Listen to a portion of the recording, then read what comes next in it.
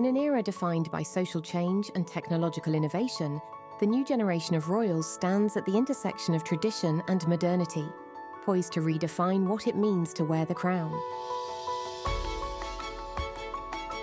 This is the generation that will reshape the monarchy, not just as symbols of heritage, but as active agents of change in a global conversation.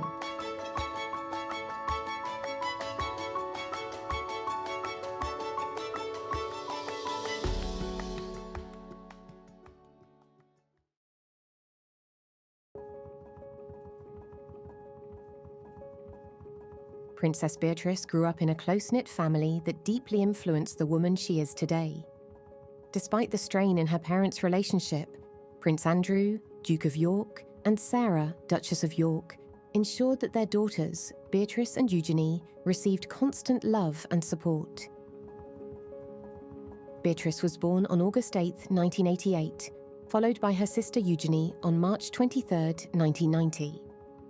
Both their names carry historical significance, honouring past members of the royal family. And it took a full 11 days before we found out what her name was. And later on we found out that's because the name that the Duke and Duchess of York originally picked for Beatrice was Annabelle, and the Queen said she didn't like it. She thought it was too yuppie and too many people were using it at that time, so she vetoed it and said, kindly pick another name. So they did, and they went with Beatrice. So 11 days after she was born, we finally managed to find out that her name was Princess Beatrice. Beatrice comes from one of Victoria's children. Fergie has always had this very strong interest in Queen Victoria. In fact, has made several programs about her, was the producer of a film about her, in which Beatrice, I think, had a small part. I look at her with strength and courage, and I think that she was incredibly brave to take on what she took on at 18 years old. And I related to that because I would like sometimes now to go back to the bride I once was and do things differently, but I can't. Life was not always easy for Beatrice and Eugenie. Their father's demanding naval career meant he spent much time away, leading to tension between their parents. In 1992, Andrew and Zara separated, with their divorce finalised in 1996 amid public scandals. Despite the upheaval, the sisters benefited from a joint custody arrangement, though the divorce left an indelible mark on their childhoods. Their mother Zara became their anchor, forging a tight bond with her daughters, who affectionately refer to themselves as the tripod. Beatrice has said that despite the challenges, her relationship with both parents has only grown stronger. Sarah Ferguson's greatest achievement, she says, is as a mother, and she talks about the tripod. Basically, this is her and her two girls. And many times, she's not so much a mother, she's sort of best friend to the children. I would say she's probably the errant daughter, and the children have had to sort of keep her in hand. But it's a very, very close bond between them. I think that is the thing that she feels is, her, as I say, her greatest achievement, but also the thing that she has most focused on. And even when she was working in the States, her children were at school during the week, either at boarding school or at day school, being taken in and out by the bodyguard or by a member of staff. Fergie made a point of flying back from the States for the weekend to be with them and then flying back to the States, which is quite a big journey, quite a great commitment. So it says something about her maternal qualities, that she always put her children first.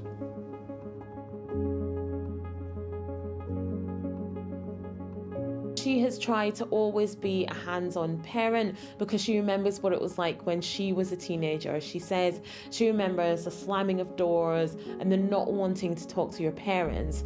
And so she's trying to be that person who's there for them as teenagers, there for them growing up, hoping that they can be close. And Beatrice has said that she hopes she has the same relationship with her daughter Sienna that she currently has with her mother as well.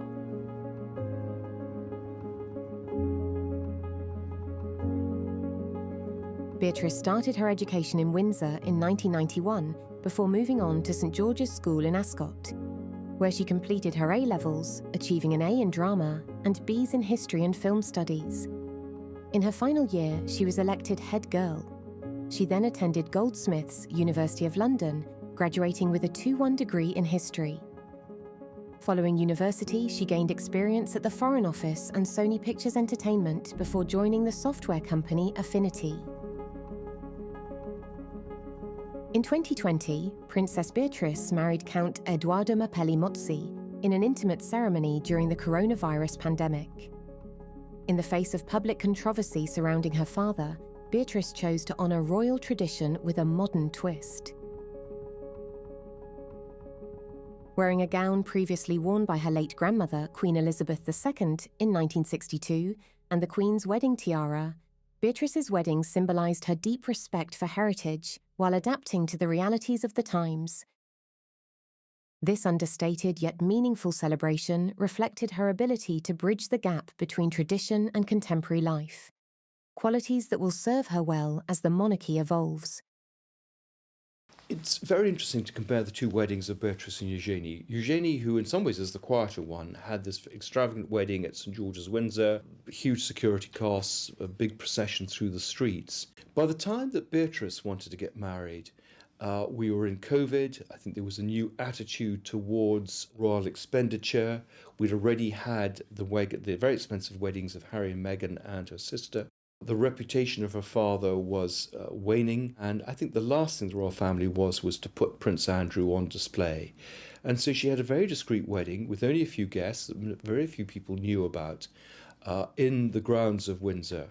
And I think she earned a lot of respect for that. Again, this was part of a changing mood that the royal family needed to be less conspicuous in their consumption and to live rather more modestly. A sense that everything just needed, particularly with Charles now very much in the driving seat, the Queen, even before she died, taking very much a back seat, that things had to change, that there was going to be a cost of living crisis, that people were going to be much more critical of royal expenditure, and they needed to trim their cloth.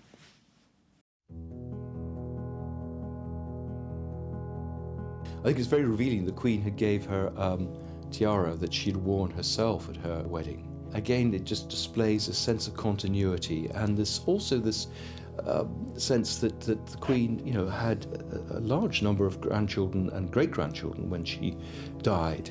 A bit like Victoria. I mean, I think the parallels are fascinating. Prince Philip, like Prince Albert, was the great innovator who came in from the outside. This long reign, this mother of the nation figure that Victoria became, the Queen became, and also Victoria, who was seen as a rather austere figure, we're now beginning to learn was actually a much more human figure, a much more sort of rich human being. And I think we're beginning to get that sense with the Queen too, a figure, who could be fun to be with, who was a great mimic, and who was devoted to her family.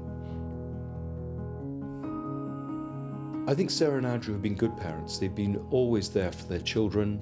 They've been united. They haven't briefed against each other. They talk about being the happiest divorced couple ever. And the two children have gone on to have successful careers, to get married and have children. And apart from some moments early in their careers, they've kept out of the headlines.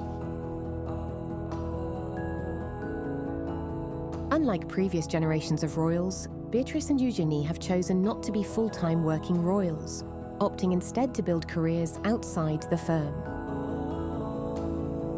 Beatrice, currently Vice President of Partnerships and Strategy at the tech company Affinity, has worked in investment at Sandbridge Capital and previously held a role at Sony Pictures Entertainment. Her professional endeavours allow her to experience life beyond royal duties, bringing a sense of normalcy and relatability to her public image. This independence has also allowed the sisters to pursue charitable causes close to their hearts. Beatrice, who struggled with dyslexia growing up, is now a patron for several educational charities, including the Big Change Charitable Trust and the Berkshire Community Foundation. Eugenie focuses on organisations like Charity and the Coronet Theatre. Together with their mother, they also support the Teenage Cancer Trust.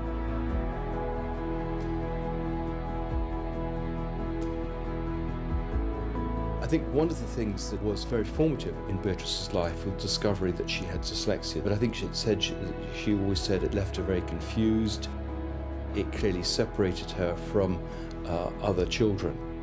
Princess Beatrice has only quite recently opened up about her struggles with dyslexia. She talks about being in school and how kids were on higher colour reading books than she was, and she wondered why she was always stuck on this certain book. And she described it as, you know, being very difficult, feeling left out, wondering why she couldn't get ahead in the same way that her peers could. And I think at that stage, those moments of doubt just pop into your head. I'm not good enough, I'm not smart enough, I'm not, why am I not like the others? I think when you're in the classroom, those moments are very, they're very defining. I think if I would say to my younger self, do not be defined by those moments that happen to you in that exam or that classroom, because they are lifelong learnings, they are lessons that you'd carry with you, and they build you up to be who you are. And she's also talked about how her dyslexia lends itself very well to working in the tech environment that she does now. I think technology plays a really important role. Tech-enabled learning and what we can achieve with that, what we can do for multiple classrooms across the world, taking these centres of excellence and being able to connect people, being able to tell a very different story, delivering homework help and support and online tutoring. These are great assets and great tools for young people. And it was great for her to speak openly about it. She now works with charities that work with people with dyslexia. And I think it's really great that she's been shining a light on this. It's really great that she's shown that despite having dyslexia, you can still do whatever it is that you want to do. She's got this great job working at this tech company, and it's great that she's working with charities on that as well. Princess Beatrice is currently the only royal to ever run in a marathon. She did it dressed as a caterpillar. She was wearing a neon green skirt, and she was tethered to, I think, maybe 11 other people as well. And she did it for a children's charity to raise money for them. I'm really excited. I'm desperate to get to the start line. I'm desperate to get going. And she's done a number of these charitable stunts. So she climbed Mount Etna. She's very involved with charities that her mother's involved in, but also with others dealing with dyslexia, with injuries to children, the Teenage Cancer Trust. They've inherited, particularly from their mother, this strong sense of working for charities. I now am trying to find the way where my work life and my other life can sort of combine, and I can spend time talking about the great work that Forget Me Not Hospice can do wherever I am and wherever I am, whatever office block I'm sitting in. It's getting that balance right. We're working on it. Princess Beatrice stays in touch with what we're doing as a charity. She receives regular updates and also receives artwork and other things that the children here make and send to her, and I know that she really treasures those, and one of the reasons she's coming today is simply to spend time with children and families and understand their stories and how we're supporting them.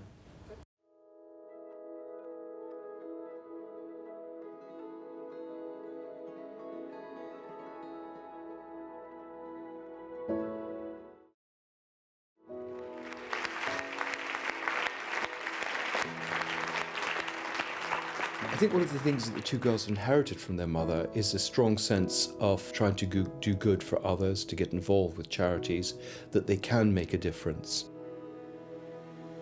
And I think that's one of the really strong legacies from Sarah, who does have this very strong belief that she wants to make life better for other people. And so they've been very active in charities, and I think this has won them a lot of respect. There's no chance that you're going to get them to do anything they don't want to do. They're very opinionated and very strong. So they wanted to come with me, they wanted to learn. And I think Beatrice certainly has such a mission in her life to want to change the way that the children are treated in Romania. And I think she's very excited to get her teeth into this project. Eugenie was completely blown away with Turkey and now really understands every minute of her day how lucky she is. I see myself as a mini mommy. So I kind of have this sort of image that anything you could do, I want to do better. Oh. So I want. I have to tell you, that's easy. The teenage Cancer Trust has done an amazing job at really being the voice for teenagers or young people that are going through not only adolescence in some cases, but then moving on to then be hit with cancer and fighting for their lives. And before the Teenage Cancer Trust was around, there was grandma on the right and toddler on the left with a nappy change all night. So, you know, there wasn't any chance for these young people to have a voice. Mm-hmm. So this is very, very, very important to my heart. The Teenage Cancer Trust. And everybody here, thank you. Thank you. Beatrice, Eugenie, right? Go on, you do it. Over to you. Okay. We'd like to officially declare. You do it, go on. We'd like to officially declare the Teenage Cancer Fort open.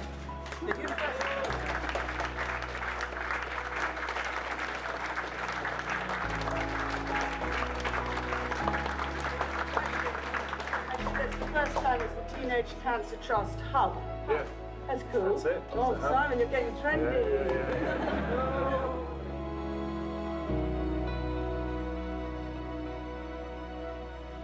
Despite their charitable work, Beatrice and Eugenie have faced media scrutiny throughout their lives.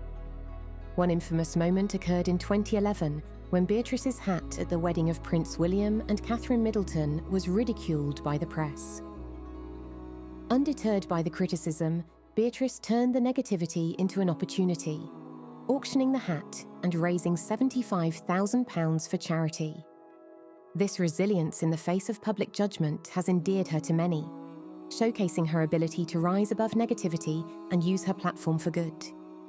She laughed at herself, she put the pretzel hat up for sale and earned a lot of money for charity and earned a lot of respect for that.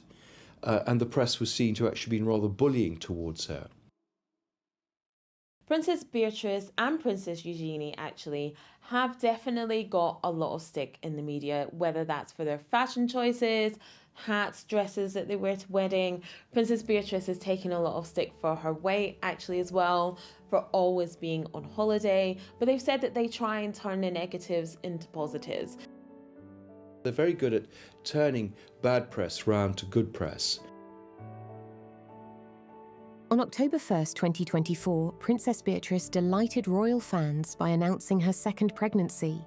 She and her husband, Edoardo Mapelli-Mozzi, are expecting their new arrival early in the new year, giving their daughter Sienna a younger sibling. The close age gap between the sisters' children means the two mothers are going through similar experiences, something Eugenie feels fortunate to share with Beatrice. Their mother, Sarah Ferguson, is thrilled at the prospect of welcoming another grandchild. What the great thing this is for the royal family is it gives a sense of renewal, that the royal family will continue, that it's a young royal family. There was a worry that the people representing the royal family were geriatric. There were Prince Philip and the Queen in their 90s, even the new king in his 70s with the Queen also in her 70s. And there's a sense in which they very much push forward at the Jubilee, that there is this continuity. I think it's very revealing that William and Kate's children were very much on display during that Jubilee weekend. Again, this sense that the line of succession was assured, that it was going to be young and dynamic, and that they were going to play a much more leading role. And we saw the role of William and Kate really ratchet up at the Jubilee, and that has, of course, continued after the death of the Queen. So that after Prince Charles and Queen Camilla, really the most important members are the Prince and Princess of Wales. And I think we'll see a growing role for them, supported by Princess Anne and her husband, Sophie Wessex and Edward, and then the next generation of royals, the Beatrice and Eugenies, the Lady Louise, and possibly Viscount Severn.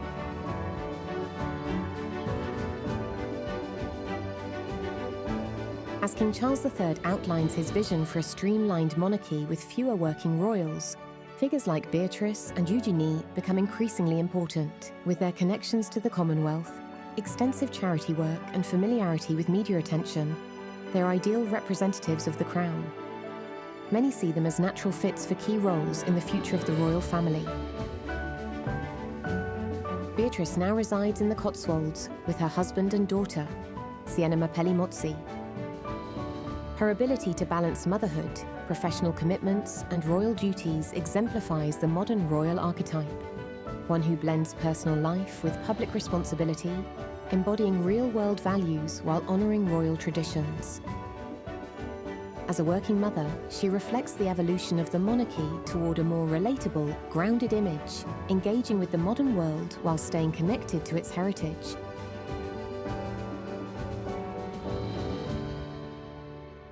The children of Princess Beatrice and Princess Eugenie don't have royal titles. Now, when it comes to Princess Beatrice, this is because her husband descends from Italian aristocracy, so essentially she would be a countess and her kids would get those titles, so they thought it best just to leave them. Now, the only grandchildren that do have royal titles are the children of William and Kate, who are Prince and Princess, and of course the children of Prince Harry, who are Prince and Princess as well.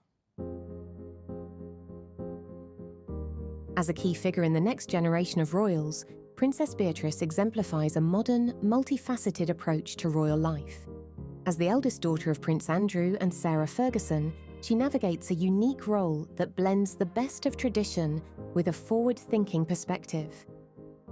Unlike previous royals, who focused solely on ceremonial duties, Beatrice balances her royal status with a career in business, demonstrating how the monarchy can remain relevant in the modern workplace. In the future, perhaps Princess Eugenie and Princess Beatrice could take on the role of working royals, but that would mean them being paid from the sovereign grant, and people might have a problem with that because that's more spending for the royal family. If Charles is going for a slimmed down monarchy like he says, we probably won't see Beatrice and Eugenie as working royals. I think they've learnt in many ways from the mistakes of their parents the way to engage with the press. They're pretty astute at dealing with the press.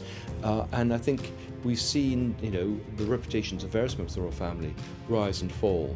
And I think the reputation of Beatrice and Eugenie is on the rise. We've seen Beatrice being made a Councillor of State. She's actually quite a senior member of the royal family, and I think we're going to see them. Charles, I think, feels that they've earned their spurs, that they shouldn't be blamed for the problems of their father, and I think we're going to see a bigger role for them in the future. Her journey highlights how the royal family is adapting to contemporary challenges while preserving the values of their heritage. In doing so, she is helping shape a monarchy that is more integrated with everyday life, relatable and responsive to the world around it, setting the tone for the future of royalty. Princess Beatrice is very quickly emerging as an important figure within the next generation of royals, embodying a modern, multifaceted approach to royal duties. As the eldest daughter of their parents, she holds a place in the royal family that blends tradition with a fresh perspective. Unlike older generations of the royal family who focused solely on ceremonial roles, Beatrice balances her status with a career in business, showing how a royal can successfully engage with the modern workplace. As part of the next generation, she is showing how the royals can remain relevant by engaging with the issues and expectations of today's world, all while preserving the values of their heritage. Her journey reflects the monarchy's shift towards becoming more integrated with everyday life, relatable and responsive to contemporary challenges.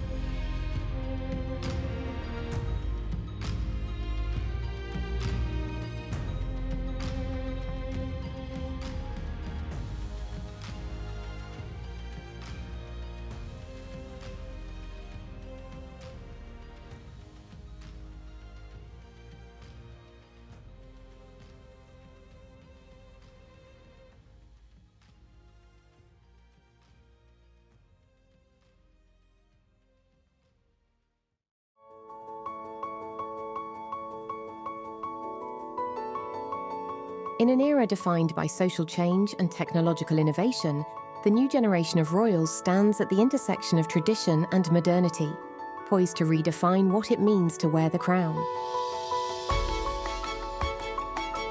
This is the generation that will reshape the monarchy, not just as symbols of heritage, but as active agents of change in a global conversation.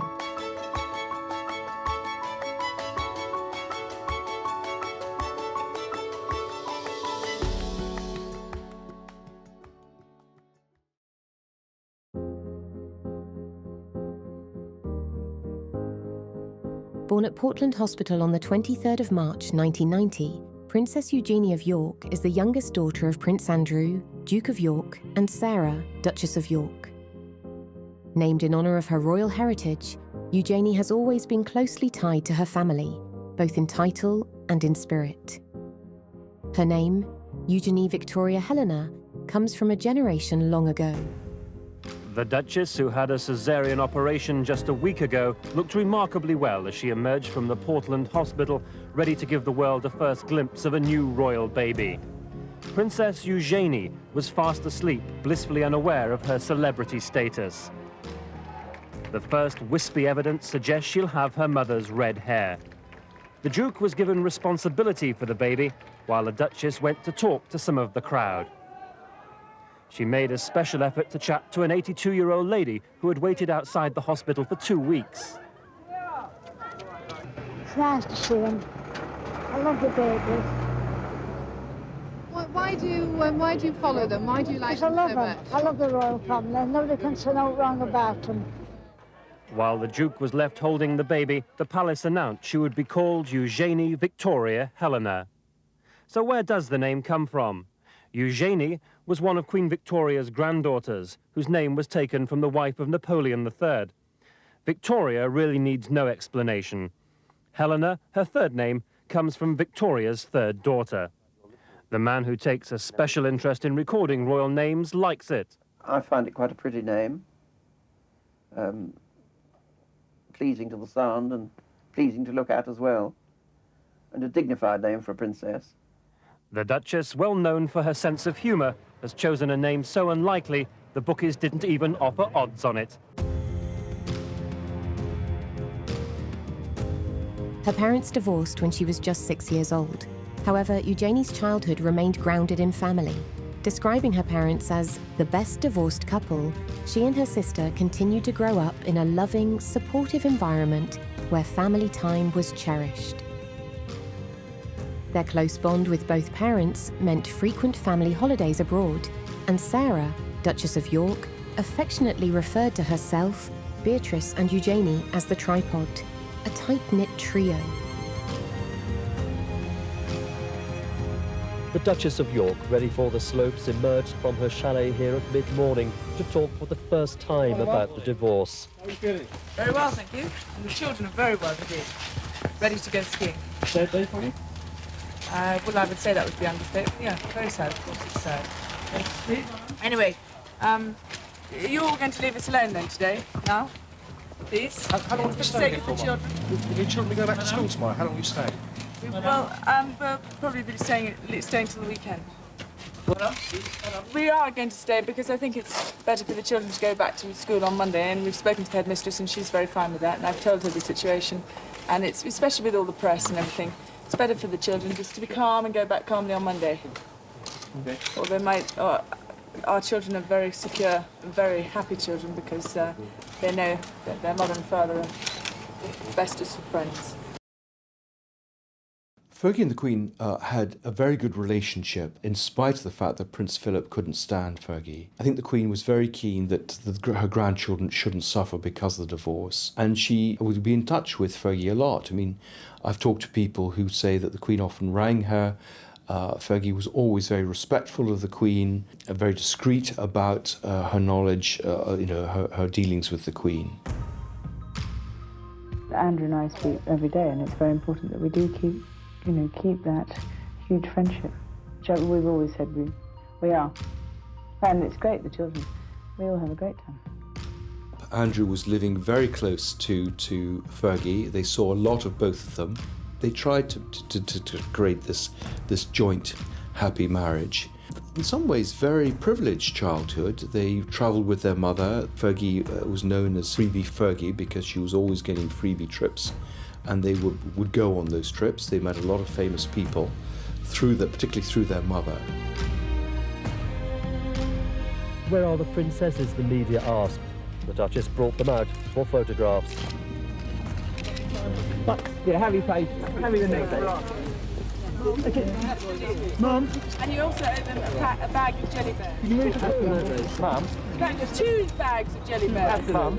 Come down here. Can everyone look in this way if you would? Sorry, I'm finished. The dog's still finished. This way, Mum. No children. Okay, now you're pushing for 5 jelly babies. 5 packs. Mum. Mum. 6. Yes. And Coca-Cola. A Coca-Cola. Lollipops. No, those little miniature Coca-Cola gummy bears in the bag. Right? We'll send up a goodie You're going to send up a goodie bag. Right? The Duchess said they are secure and happy in the knowledge that despite the divorce, their mother and father remain the best of friends.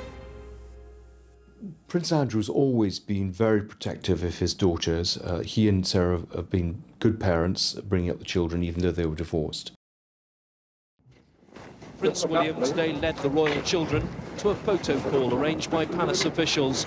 Prince Harry and Princess Beatrice marched behind the future king, although Prince Andrew's other daughter, Princess Eugenie, made somewhat slower progress. Go back. Lucy, come on, get out.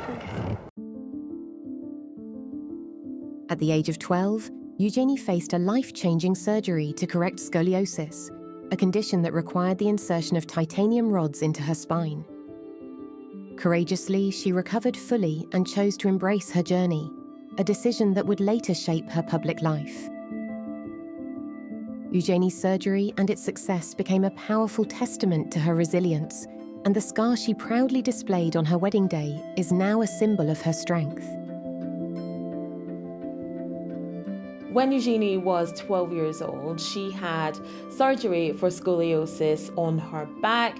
That was to straighten her spine. It was something that she'd been dealing with for quite a few years. And this left quite a prominent scar, actually.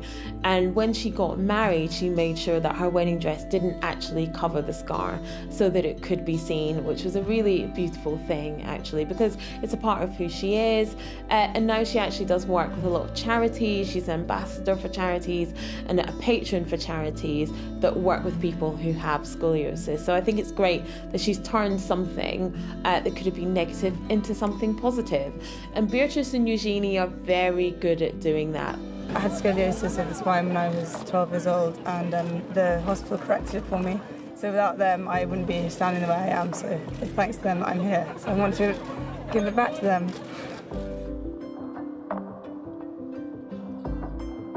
Princess Eugenie knows how debilitating scoliosis or curvature of the spine can be.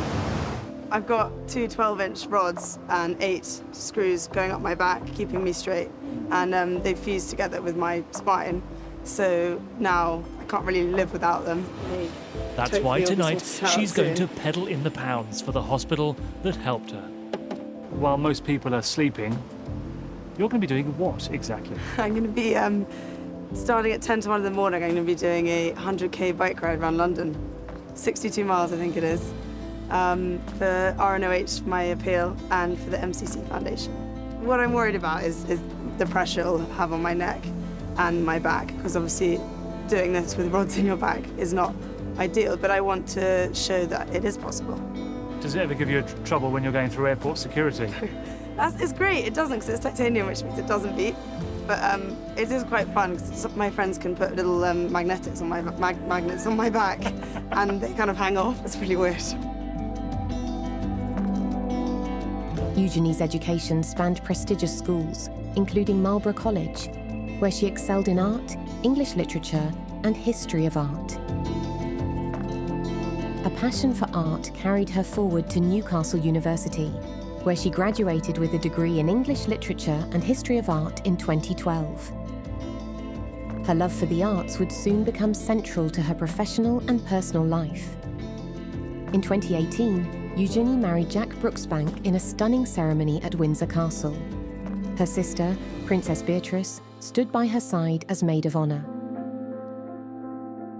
We had a beautiful volcano, sun was setting, birds are flying. Yeah. Yeah, the lake was so beautiful. It was like the light was just a special light that I've never seen. I actually said, "This is an incredible moment," and then he got the question, which was really surprising, even though we've been together 7 years. So right, I was over the moon. And did you see it coming then, or was it a bit of a surprise for you? Complete surprise. Was it? But it was like, this is the perfect moment. We couldn't be happier because we knew it was going to end up this way.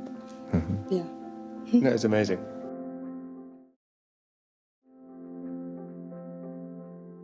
With a deliberate choice, Eugenie wore a gown that showcased her scoliosis scar, making a statement about body positivity and self-acceptance, a powerful moment in royal history.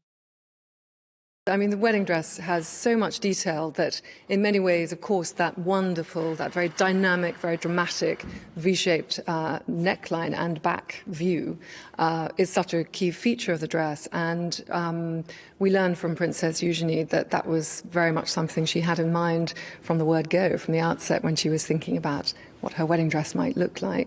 And I think the response to that was quite overwhelming and really struck a chord with a lot of people, which was a really beautiful thing to come out of a wonderful day. But the dress also has many other details, the wonderful fabric that was specially woven, this bespoke fabric with entwined symbols which are of meaning to the couple. And the whole design has a lot going on, and there's quite a lot of detail to see, which visitors will be able to do close up.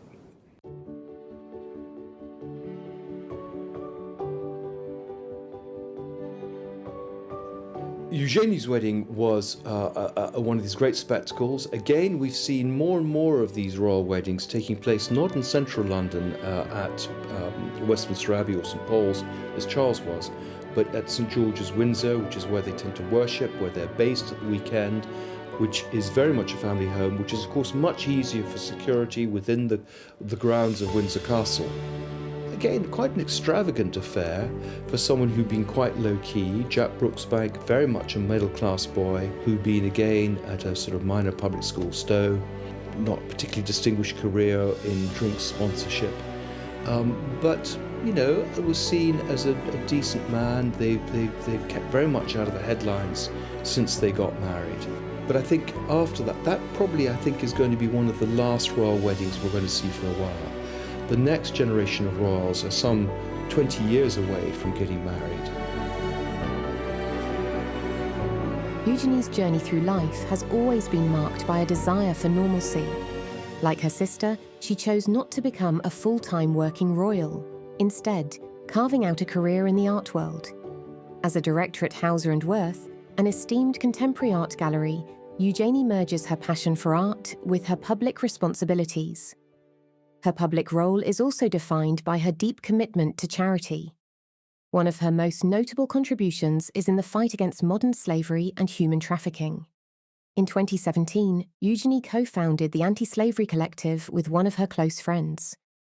Together, they raise awareness, support survivors, and work with organisations dedicated to ending this heinous practice. Eugenie's philanthropic efforts extend beyond human rights. Her personal experience with scoliosis has also made her an advocate for health and environmental causes. From marine conservation to sustainable living, Eugenie is deeply committed to protecting the planet for future generations. She's been vocal in promoting awareness around climate change, making her a vital voice in the growing movement toward environmental sustainability. You were at the RNOH recently and met some young children who had scoliosis. Having been through that yourself, did that make it easier to help to identify with them? One girl lit up when she saw me. I showed her my scar and pulled my top down, and she kind of went, "Oh my God, look at you, you're standing." And she was lying down at that point. I think for me to be living proof for them, I think gives them much more confidence and hope that it's okay and you can get through this. The Teenage Cancer Trust has done an amazing job at really being the voice for teenagers or young people that are going through not only adolescence in some cases, but then moving on to then be hit with cancer and fighting for their lives. And before the Teenage Cancer Trust was around, there was grandma on the right and toddler on the left with a nappy change all night. So, you know, there wasn't any chance for these young people to have a voice. Mm-hmm. So this is very, very, very important to my heart. And my best friend died of cancer, my father died of cancer, my grandfather died of cancer, my stepfather died of cancer. You know, cancer is very prevalent around me. And I would, if I was young, and well, I am young, but even younger, I would think, at least if I had to go to hospital, it's a place where it doesn't smell of hospital. It's got therapy rooms, you can have music rooms, and you've got a sense of, well, okay, you know, I am in hospital, but I can get better. So that's what it means to me. What do you think, Yuge? Oh gosh. Well, again, like Mummy said, it's something that's been a part of everyone's lives. Basically, it touches everyone, and I think it's just so good that teenagers are allowed to live like we should be living as teenagers. And also, you know, it's amazing what they do here, and it's giving people back their lives and everything. So it's actually interesting because you've been brought up with. She's very cool. It's fine. It's fine. You see, that's cool. That's what teenagers do. I think one of the things that the two girls inherited from their mother is a strong sense of trying to do good for others, to get involved with charities, that they can make a difference. And I think that's one of the really strong legacies from Sarah, who does have this very strong belief that she wants to make life better for other people. And so they've been very active in charities, and I think this has won them a lot of respect. My daughters are 18 and 20. There's no chance that you're going to get them to do anything they don't want to do. They're very opinionated and very strong. So they wanted to come with me, they wanted to learn. And I think Beatrice certainly has such a mission in her life to want to change the way that the children are treated in Romania. And I think she's very excited to get her teeth into this project. Eugenie was completely blown away with Turkey and now really understands every minute of her day how lucky she is.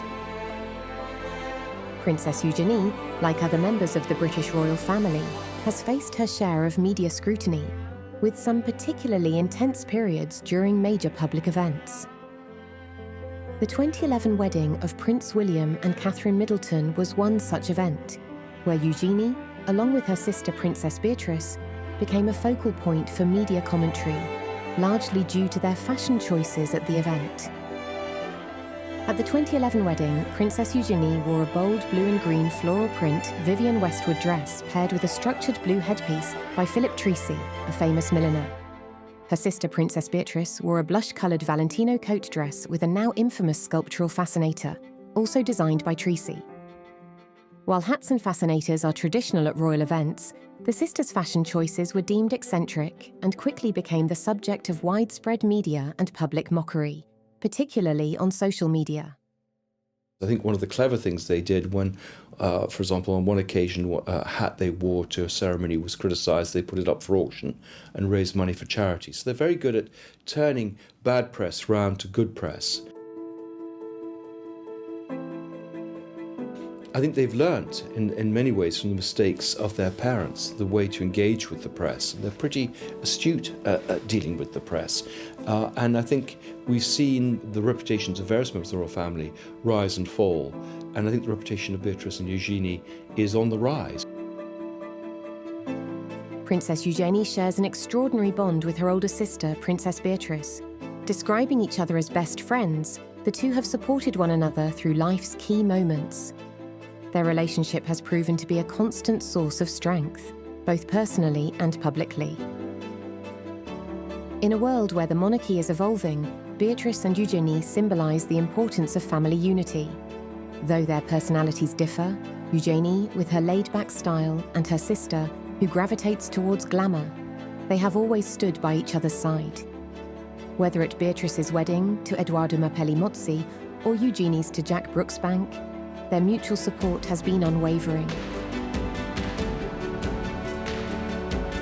As King Charles III leads a streamlined monarchy, the roles of non-senior royals like Princess Eugenie have taken on new meaning. While Eugenie is not in direct line to the throne, her contributions to the royal family and the causes she champions are undeniably significant. Eugenie represents a shift within the royal family, a bridge between tradition and modern values. She's part of a younger generation of royals who understand the importance of evolving with the times, redefining what it means to be royal in the 21st century. Princess Eugenie's love for her children, August and Ernest, is central to her life. With her husband Jack Brooksbank, Eugenie is raising the next generation of royals, instilling in them values of kindness, environmental stewardship, and global awareness. Eugenie is the mum of 2 boys. Her oldest son, August, was born in 2021, and Ernest, the latest addition to the family, was born on May 30th of this year. Though her children are not expected to carry the weight of royal duties, Eugenie's parenting choices reflect the family's gradual transformation. As her sons grow, they will embody a newer, freer version of royal life, one where they can carve their own paths while upholding the core values of public service and philanthropy. The children of Princess Beatrice and Princess Eugenie don't have royal titles. Now, when it comes to Princess Beatrice, this is because her husband descends from Italian aristocracy, so essentially she would be a countess and her kids would get those titles, so they thought it best just to leave them. And when it comes to Eugenie's husband Jack, he wasn't given a title upon Princess Eugenie's marriage to Jack. He wasn't given a title, so their kids are just styled as Master or Miss, so Master Ernest and Master August. Now, the only grandchildren that do have royal titles are the children of William and Kate, who are Prince and Princess, and of course the children of Prince Harry, who are Prince and Princess as well. Princess Eugenie is emerging as a key figure for the next generation of royals. Her hands-on approach to social issues, combined with her public openness, has made her a relatable and impactful royal. Eugenie's passion for global causes such as modern slavery and environmental conservation resonates with younger audiences who expect their public figures to engage with the world's most pressing concerns. Princess Eugenie herself is quite climate conscious, but she has been involving her son August in that as well. At his tender age, he's very aware of climate change and aware of things of recycling and picking up litter. So she's making a concerted effort to make sure her kids are very conscious of what's happening around them. Eugenie spends part of her time in Portugal, where Jack's business has taken him. They are still very close. They live a pretty good and privileged life, and they don't need to worry too much about money. As the royal family adapts to modern expectations, Eugenie's role as both a mother and an advocate ensures her influence will continue to grow. She represents a new vision for the monarchy, one that blends royal tradition with personal authenticity, grounded in a commitment to leaving the world a better place. Your mum was very proud of you. I did see, I'm a big Twitter person, and I saw her tweet saying that she was very proud of you and your sister. Yeah. Well, mum's so supportive of me and Bea, and like, we do everything as a family, and so for us to be able to come out here and smile and to support Granny is with the support of my mother, who keeps us going and gives us confidence with everything we do. Princess Eugenie may not be a senior royal, but her contributions to the monarchy are profound. Through her work, her family, and her unwavering dedication to charity, she is helping shape the future of the royal family. A future where modern values, public service, and family remain at the heart of what it means to be royal.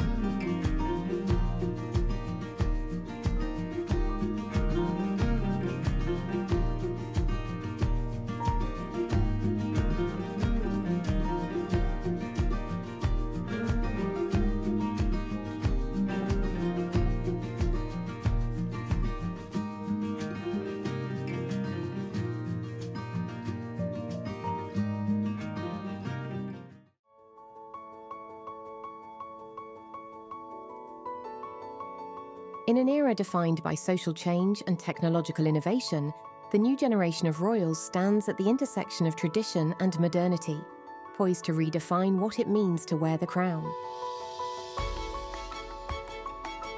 This is the generation that will reshape the monarchy, not just as symbols of heritage, but as active agents of change in a global conversation.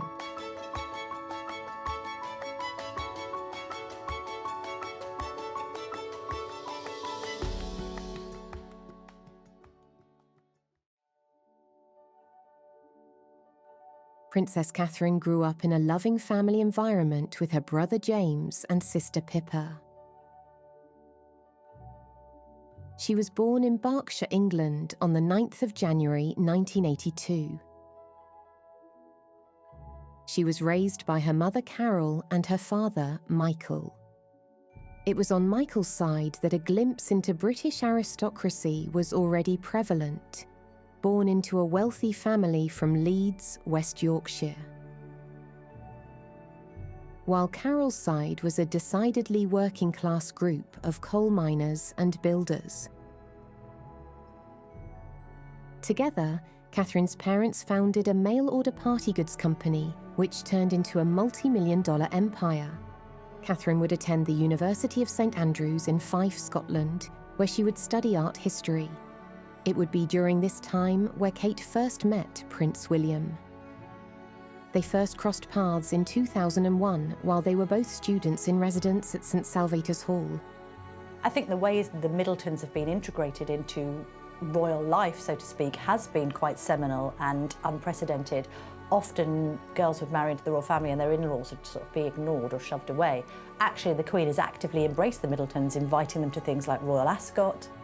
Well, the Middletons are hugely interesting because they've been more instrumental and influential than any other family that's married into the House of Windsor. And what they did is what good parents have always done. They've invested in education. It cost them a lot of money.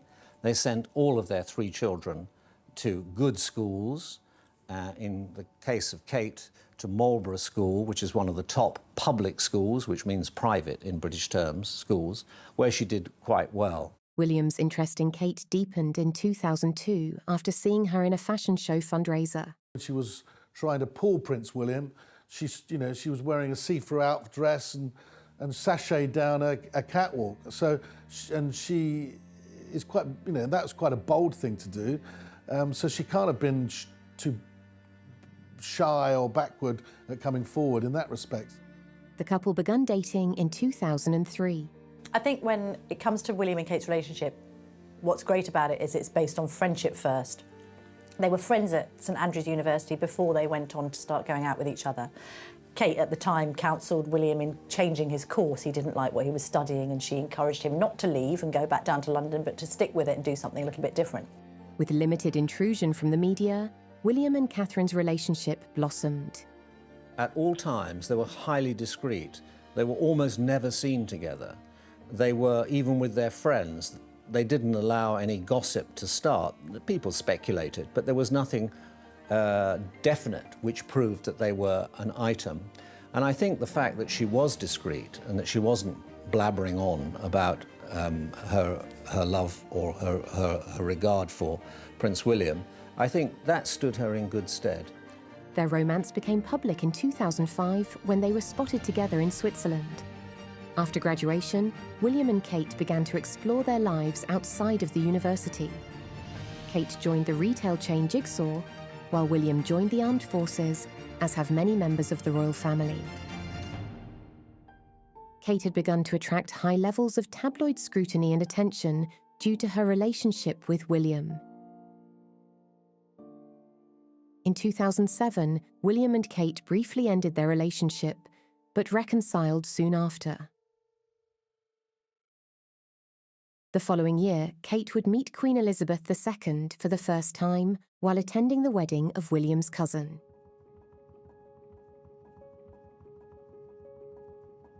In 2010, the news everyone had hoped for had finally arrived.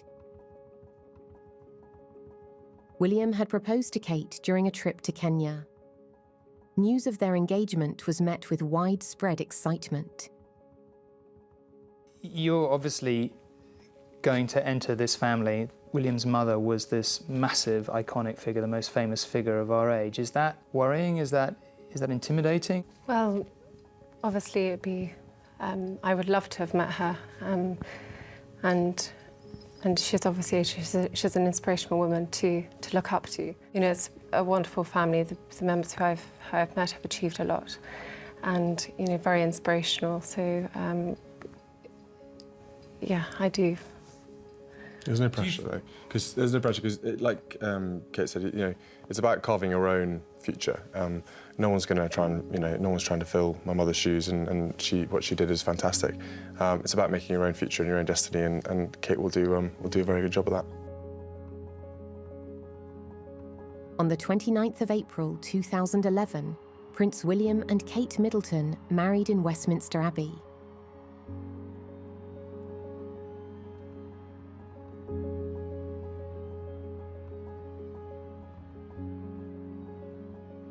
The occasion called for a big celebration around the world, and crowds gathered from far away to take part in the day. After all, Kate would one day become Queen Consort. Kate wore an elegant dress designed by British designer Sarah Burton.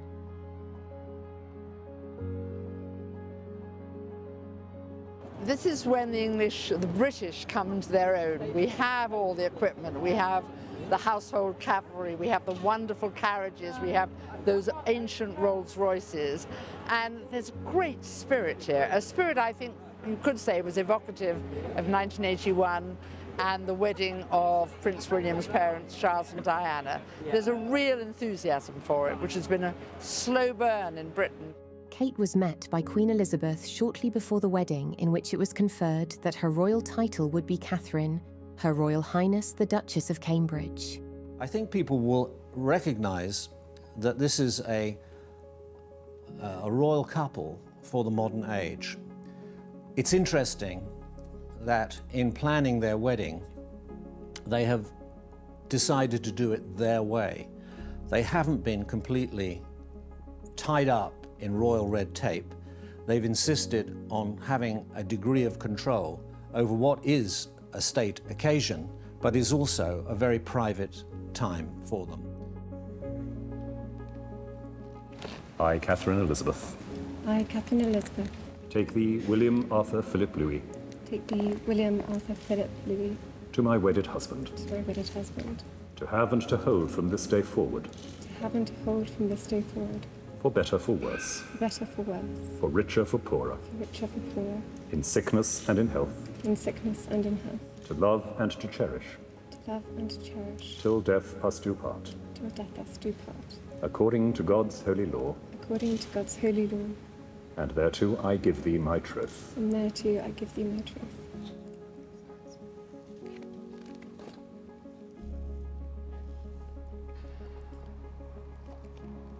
Bless, O Lord, this ring, and grant that he who gives it and she who shall wear it may remain faithful to each other and abide in thy peace and favour and live together in love until their lives end.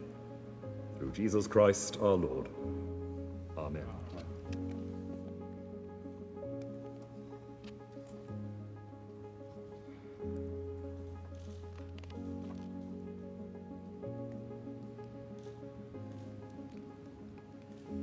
With this ring I thee wed. With this ring I thee wed. With my body I thee honour. With my body I thee honour. And all my worldly goods with thee I share. And all my worldly goods with thee I share. In the name of the Father. In the name of the Father. And of the Son. And of the Son. And of the Holy Ghost. And of the Holy Ghost. Amen. Amen.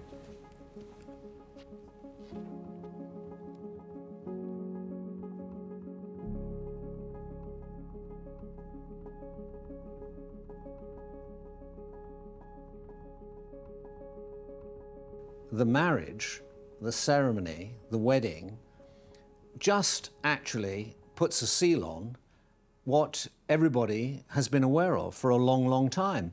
To my mind, I think the basis of the relationship is respect. She has never been a dog's body or a doormat. She's always fought her corner. Somebody said to her, "Aren't you very fortunate to be going out with Prince William?" And she said, "No, he's very lucky to be going out with me." I think people will recognise that this is a royal couple for the modern age. It's interesting that in planning their wedding, they have decided to do it their way. They haven't been completely tied up in royal red tape.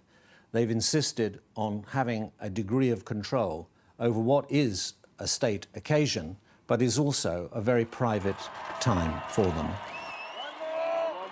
Come on!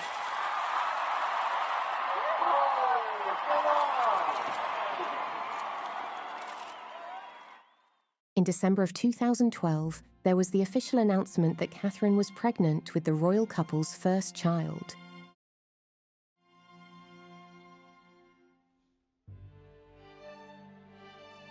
first came Prince George in 2013. Celebration over the birth of Prince George. I remember broadcasting for numerous international networks outside Buckingham Palace. Of course, it was the great Kate wait. I mean, we didn't know when this little baby was coming along, and when he did, it was a hugely important international news story. So when news broke of Kate actually having given birth, I think at 8:34 in the morning on that Saturday, the press obviously instantly started speculating, well, will she leave today? And thinking as a mother, I thought, yeah, she definitely will, because you don't necessarily want to hang around hospitals too long, even if they are the Lindo wing and private and offering all frills. And when we got wind of the fact that Kate's hairdresser had gone into the building, we knew, oh, hang on, you know, she's going to make an appearance. And in vintage Duchess of Cambridge style, she turns out in high heels and looking effortlessly elegant, even though she's given birth just hours earlier, which is a testament to her and how she's able to cope. Not only, I think, in the limelight, but just in this, with this pressure of having to present herself in a certain light. And I think, you know, hats off to her.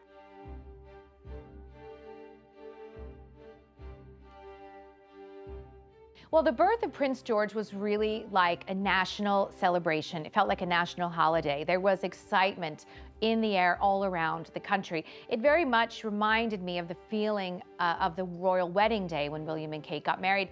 Everyone was universally happy. Everyone was constantly checking the news feeds on their phone and on the television in order to see, waiting for William and Kate to come out from the hospital for the first time, holding the new baby prince. I have several friends actually with news organizations who were standing outside the hospital that day, waiting hours after hour for William and Kate to come out. And actually, they came out quite a bit later than expected because typical William and Kate's strategy fashion, they were greeting and thanking every single member of staff at the hospital personally for the very smooth birth. They wanted to make sure they thanked everyone from the cleaner to the midwife to the surgeon to say thank you very much. So they did actually take a long time to emerge.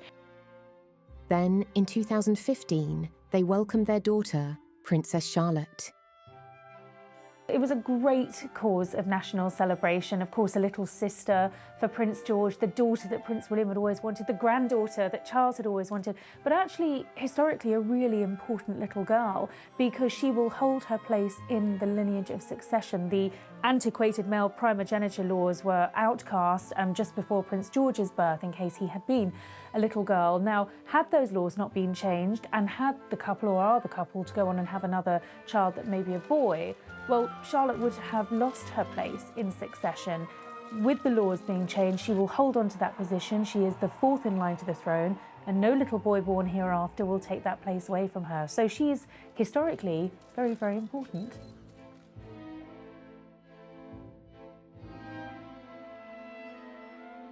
Their third child, Prince Louis, was born in 2018.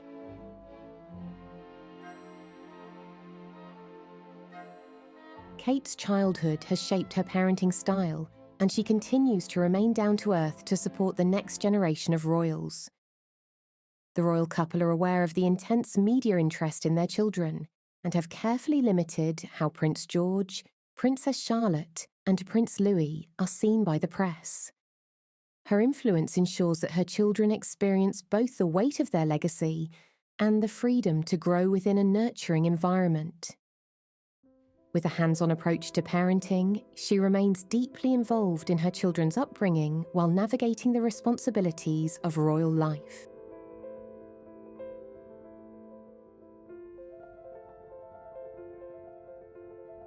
From the beginning of her royal journey, Catherine has been dedicated to causes that have a tangible impact on society. Her focus areas, early childhood development, mental health, and the well-being of families, reflect her deeply personal commitment to creating lasting change. Today I have seen again that the treehouse is all about family and fun. For many, this is a home from home, a lifeline, enabling families to live as normally as possible during a very precious period of time. What you do is inspirational. It is a shining example of the support and the care that is delivered not just here, but in the children's hospice movement at large, up and down the country. Through the Royal Foundation and her own initiatives, she has launched groundbreaking projects such as Shaping Us, which highlights the importance of the first 5 years of a child's life. Her advocacy for mental health awareness, particularly through the Heads Together campaign, has helped break long-standing stigmas and foster open conversations. So Kate set out her stall that she wants to support, in the first instance, children. So she's supporting some hospice charities, each the East Anglia Children's Hospices. She's equally decided to be a volunteer scout, so supporting children out and about, enjoying country pursuits as she does. And actually, she's been ahead of the curve on most of the choices that she's made. She's put children's hospices on the map, and she's also done a huge amount of good. For mental health, it's another cause that she's very much behind. So she will know how important she is as a patron to those charities, to put them in that international spotlight, and she won't want to spend too long away from them. Whether visiting children's hospices, speaking at global summits, or engaging in community work, Catherine's influence extends far beyond ceremonial duties.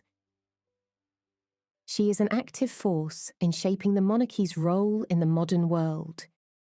In January 2024, both Princess Catherine and King Charles III were admitted to the London Clinic. While the King received treatment for an enlarged prostate, Catherine underwent major abdominal surgery.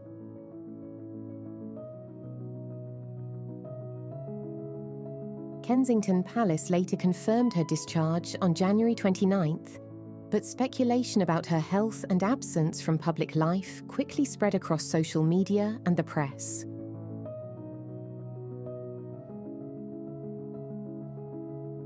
As Prince William resumed royal engagements without her, rumours intensified. On March 10th, Catherine shared a Mother's Day photo with her children.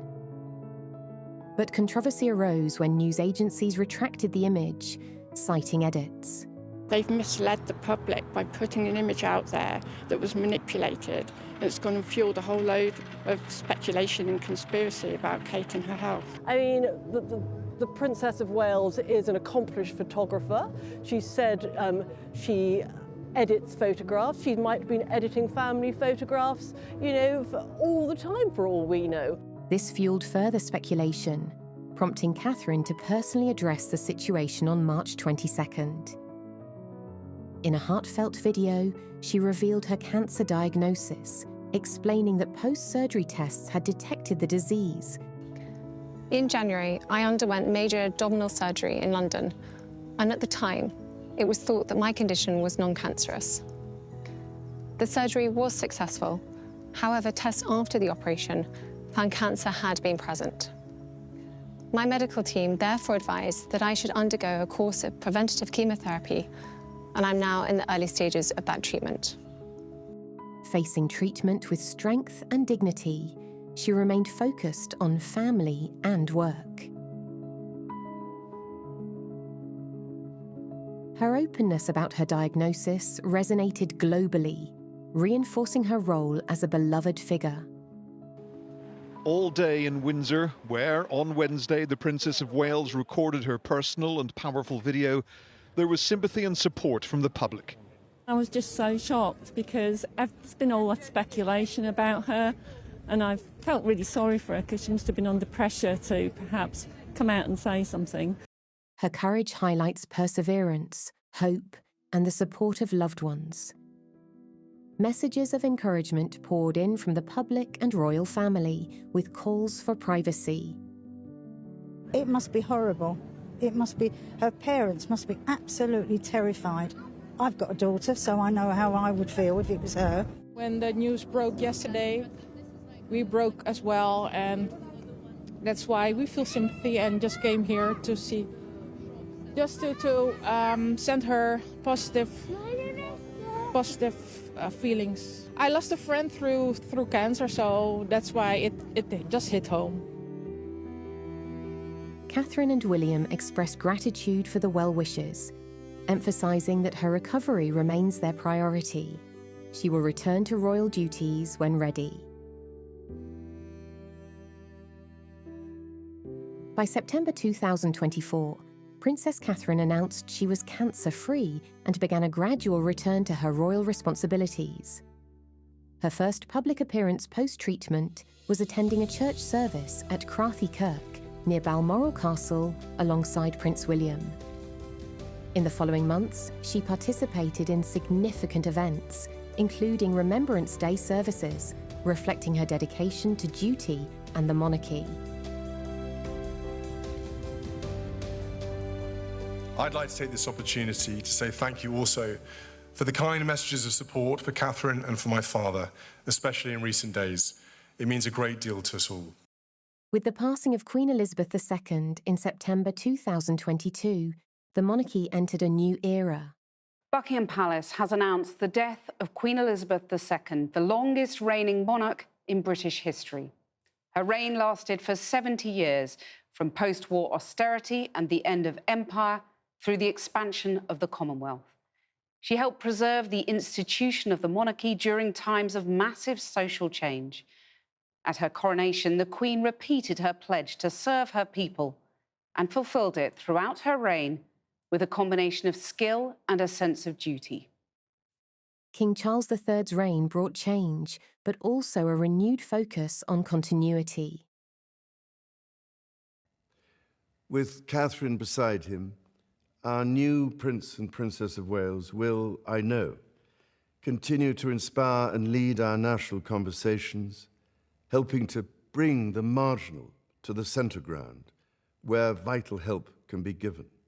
As Princess of Wales, Catherine has stepped further into the spotlight, solidifying her role as a key figure in the royal family's future.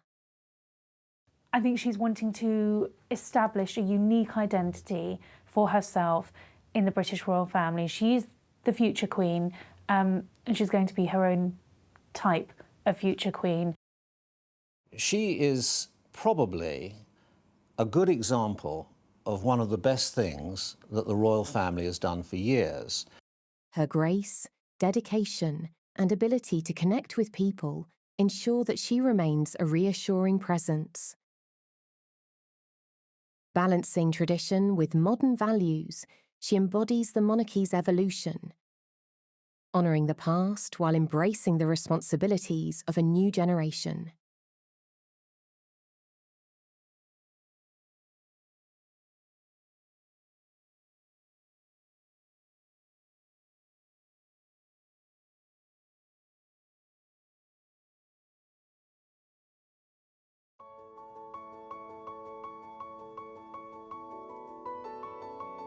In an era defined by social change and technological innovation, the new generation of royals stands at the intersection of tradition and modernity, poised to redefine what it means to wear the crown.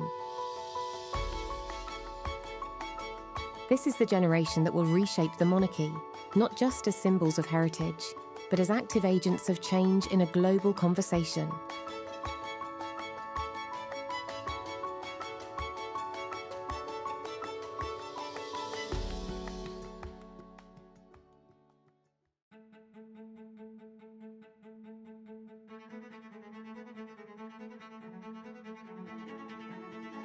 The next generation of royals is no better represented than with 3 children: Prince George, Princess Charlotte, and Prince Louis. As the children of Prince William and Catherine, Princess of Wales, their upbringing reflects a conscious blend of royal protocol and down-to-earth parenting. William and Catherine have made it their mission to provide their children with as normal a childhood as possible, filled with school runs, bike rides, and bedtime stories, while preparing them for the exceptional public roles they will one day inherit. The Prince and Princess of Wales definitely want their kids to have as much of a normal childhood as they can. And they want that for all of them, for George, Charlotte and Louis. They want them to be able to enjoy their childhood things, playing sports, going to school, to protect them as much as they can until they can't until they're, over 18, until they have to be in the spotlight. At home, the family fosters a tight bond, grounded in kindness, resilience, and an appreciation of duty. Whether attending school events, participating in royal traditions, or greeting the public during major national celebrations, George, Charlotte, and Louis have already become familiar figures to the British public, embodying the values of a modern royal family.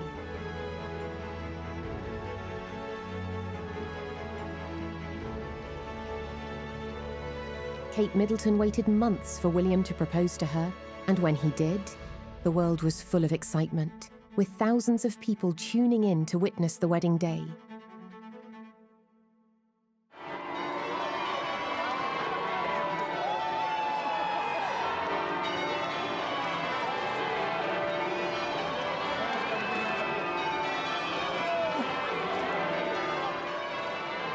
Only soon after, the prospects of when there would be a royal baby were starting to surface. 2 years after the special day, a royal baby was born. Prince George.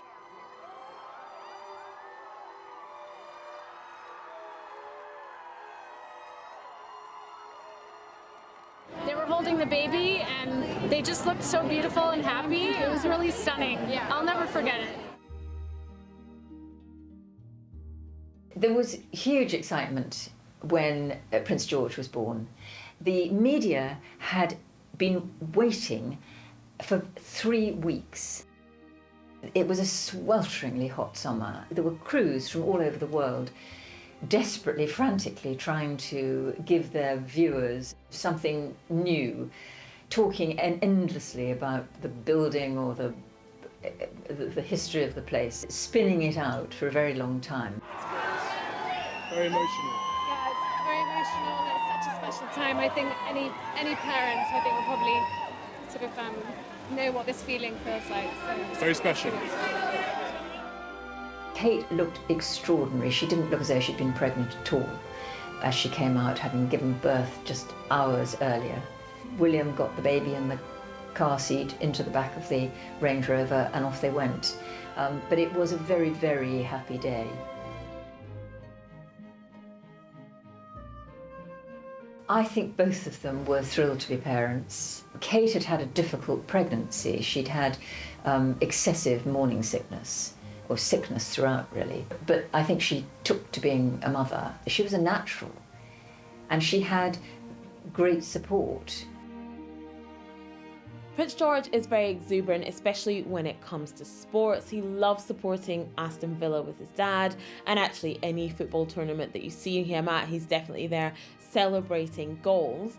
So he's definitely very sporty, very exuberant, very lively. He can be a little bit cheeky as well. Apparently at school one day he said to some of the kids in his class, "My dad's going to be king one day, or I'm going to be king one day, so you should stop doing that." So he's lively, very sporty, a little bit cheeky.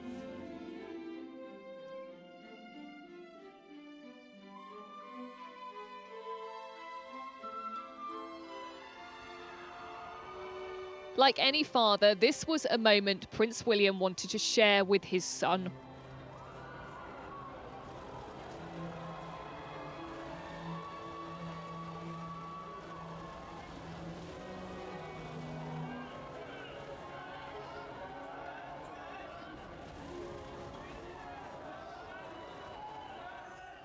Prince George was carried into the Lindo wing to meet his little sister for the first time.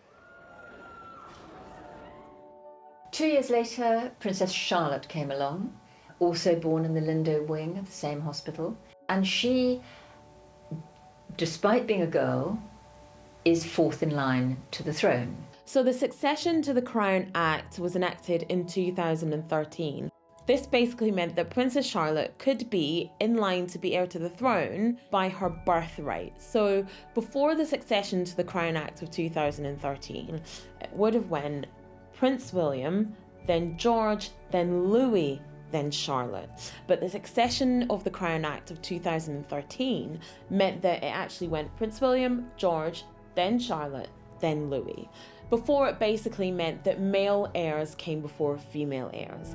But now the Act has meant that a female heir, wherever she was born, will be in the line of succession according to her age, and she won't be skipped by her brother.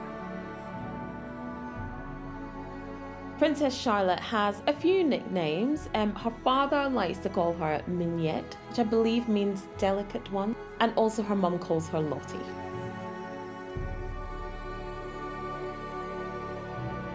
Charlotte joined her brother, Prince George, attending Lambrook School in Berkshire. As she left the car this morning, Princess Charlotte, like so many other children in recent weeks, looked a little nervous and found a spot behind her mum's dress for safety. Then again, the first day at school is never the easiest when you're just 4 years old. Her big brother Prince George, of course, has been doing this for a while now. He's going into year 2, and if you were to compare their faces today, it would be easy to conclude that he looked a lot less happy about being back in the classroom after the summer holidays than his sister. Charlotte had a ponytail to flick, however, and Dad said she was very excited. First day, she's very excited. George will help show you the way, said Kate, as they disappeared into class. Like the rest of her family, it was soon realised that Charlotte had a keen interest in sport, earning her the nickname of Warrior Princess. She loves tennis, she loves hiking, sailing. She does love climbing trees. She's not adverse to a bit of rough and tumble. So she's quite lively, definitely earned her nickname of the Warrior Princess.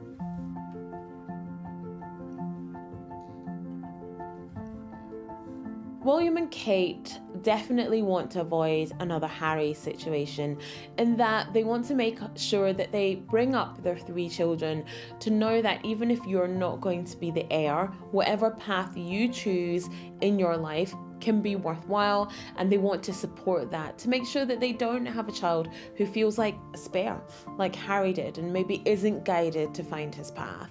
So they want to make sure that that doesn't happen, that they are supportive of their children, that they make sure that, they're guided on their paths to whatever it is that they want to do, whatever it is that they want to be.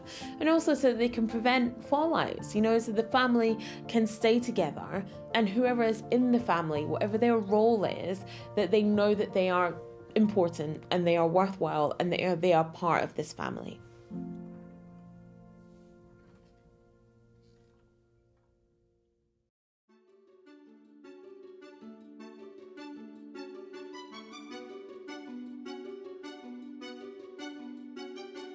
Princess Charlotte made an appearance at Wimbledon with her mum and her dad and Prince George as well, and she looked super cute. She was wearing a blue and white floral dress from Fricky, which is a Madrid-based Spanish brand. The dress cost £169. She paired it with a really cute blue ribbon and some white shoes, and of course that dress sold out in a flash. She was really enjoying the tennis though. She had on some really cute sunglasses as well, which I've been looking for a while. I still haven't got them. But she seemed really, really into the tennis.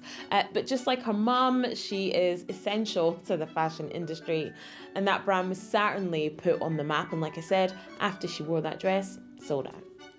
I think that William and Kate are definitely happy about the rising popularity of all their children, to be honest. I think Princess Charlotte definitely has a special place because the line of succession is quite male heavy at the moment, but we had a queen for so long, which was actually quite unusual to have a female monarch for such a long time. And now we're in the reign of a king, and then we'll be in the reign of another king, and then another one. And so I think it's great to have Princess Charlotte and Princess Anne, the Princess Royal, in places of prominence, so we can remember what it's like when women are in charge. The youngest Cambridge child, Prince Louis, was born on April 23rd, 2018.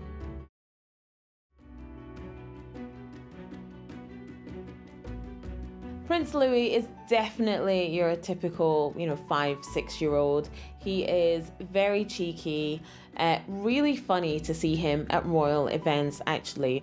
He was famous for putting his hands over his ears when the fly past went past and screaming. You know, we've seen him making faces at his mom when he's been told to, you know, behave and sit down. He's really, really funny, definitely very cheeky, very mischievous. Even though he's having all that royal training, he is, you know, a young boy who has to sit still at long events, and he's done pretty well. But it's definitely so funny to see his take on a royal event, you know, and the memes that have been made of him across social media are priceless.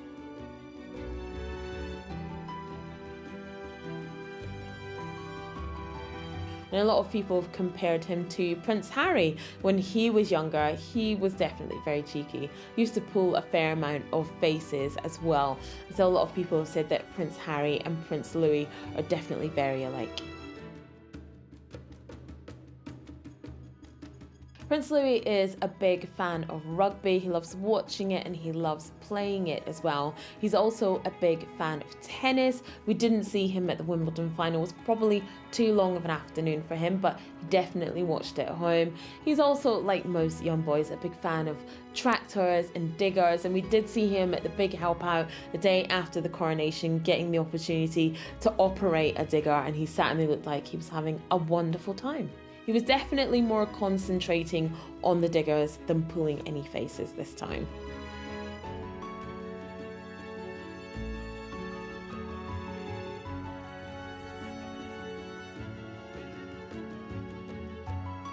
All the royal family are country people at heart. I mean, they have country houses, they enjoy going stalking and fishing and sailing. They're not really urban people. I mean, they are like most of the British aristocracy. Their roots are very much in the country. And I think they've been keen, all the younger royals, to create this sense of affinity with nature. William, of course, is a very strong environmentalist. He's made that very much his own issue. It's not a party political issue, but it's clearly a big, important issue that unites the country. So I think they've been very clever about what they've chosen, and often it reflects their own interests.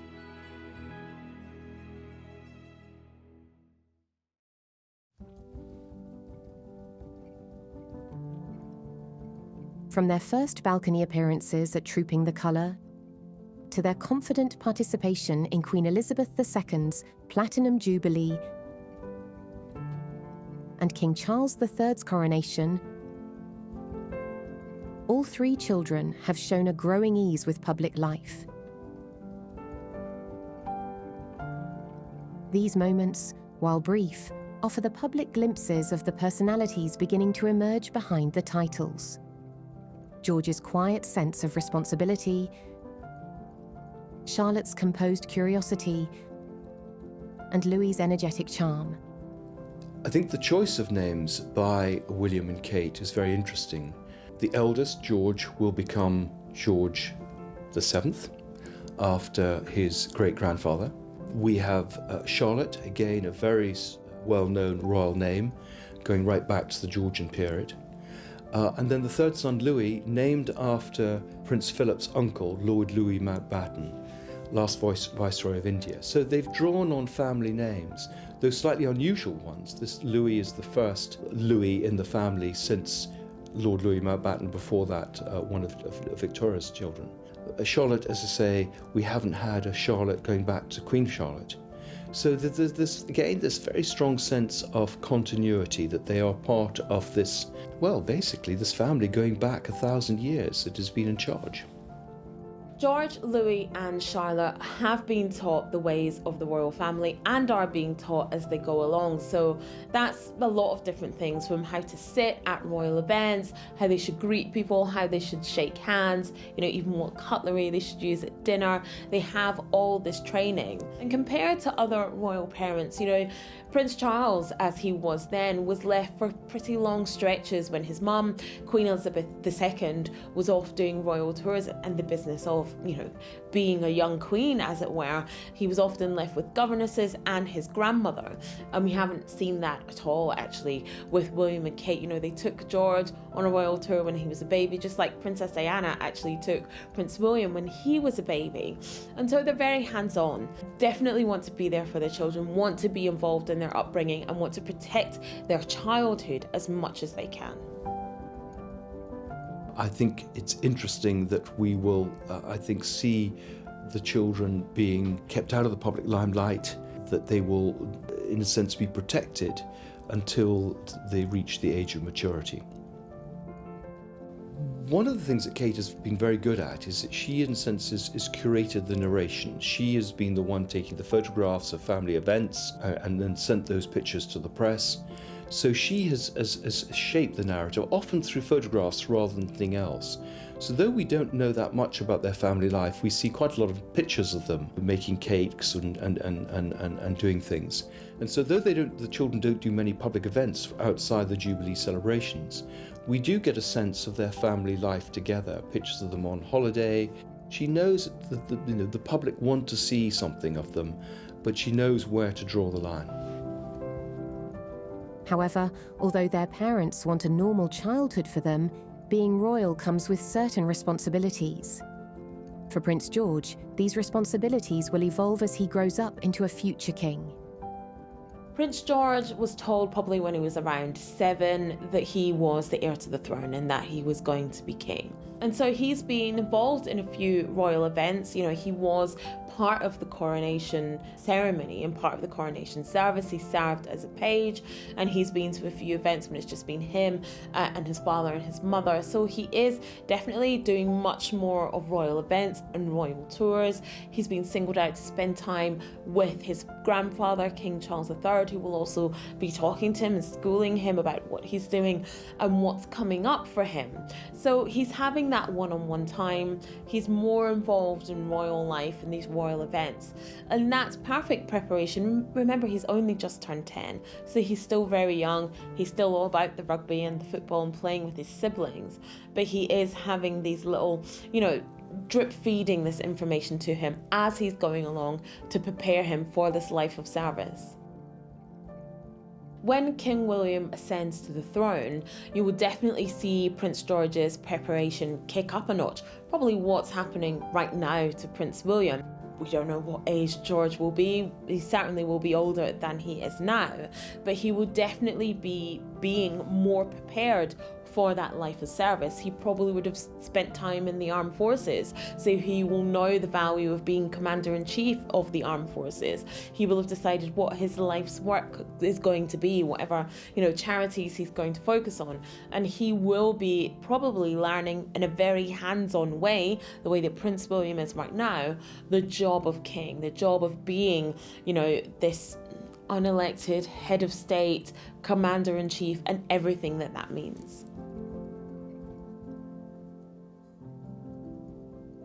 Prince George and King Charles III do have quite a special relationship. They are very, very close. They like spending one-on-one time together. And I think that's actually very sweet. It's very sweet to see King Charles III in this kind of grandfatherly role. I think that certainly softened him on his journey to becoming king. So the two of them are quite close. They do spend time together one-on-one, and Prince George will need that in his preparation to one day, take his grandfather's job, as it were.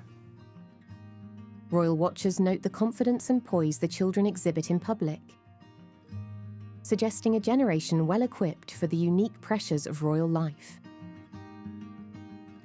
The public's affection for the Cambridge children also reflects a deeper hope that the monarchy will continue to evolve, not by clinging to the past, but by embracing the future with humanity and grace. This generation of royal children are definitely getting to have a childhood.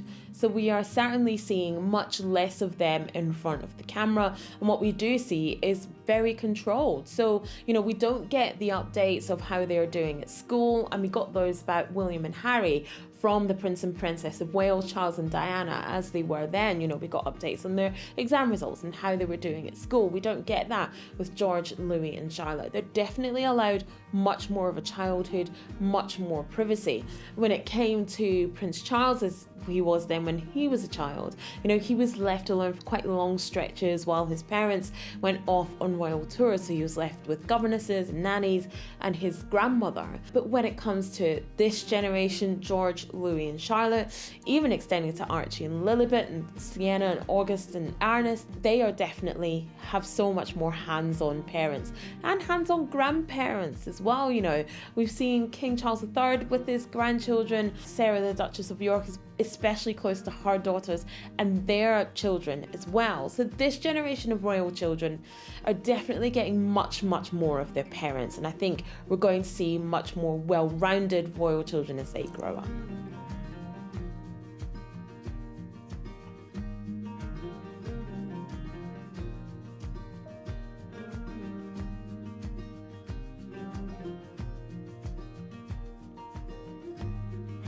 It's their generation that will decide the fate of the monarchy into this century and beyond. It's their generation, and it's a very technical generation. It's moving in a new direction. Prince George, Princess Charlotte, and Prince Louis represent not just the future of the monarchy, but the future of leadership in a changing world. Their journey will be watched by millions, but guided by parents who are determined to give them a life anchored in compassion, responsibility, and authenticity. They are not merely heirs to a throne. They are the heart of a renewed vision of royalty,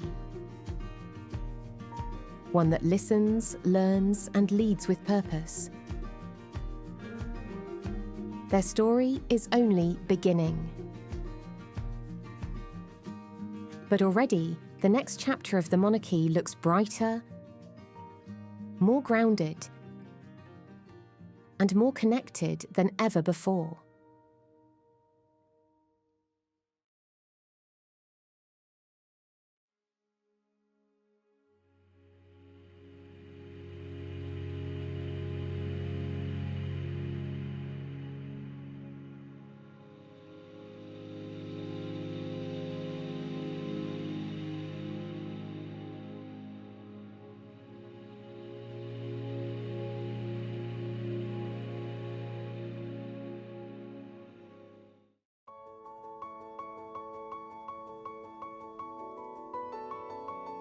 In an era defined by social change and technological innovation, the new generation of royals stands at the intersection of tradition and modernity, poised to redefine what it means to wear the crown.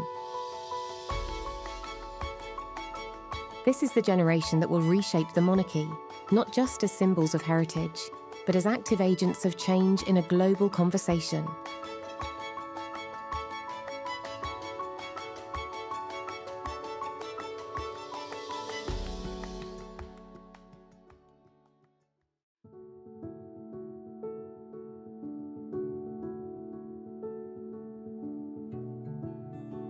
Zara Anne Elizabeth Phillips was born on the 15th of May, 1981, in the Lindo wing of St Mary's Hospital, London.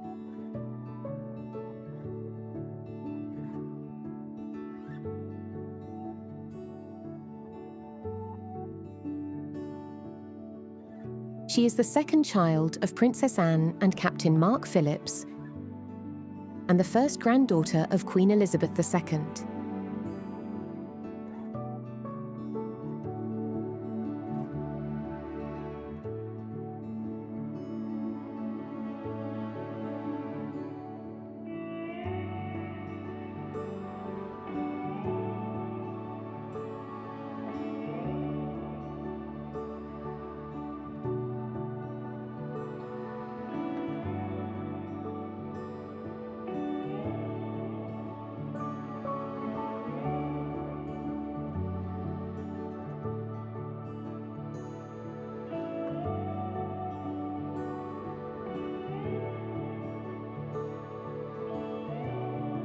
Her first name was suggested by her uncle, Charles, the then Prince of Wales.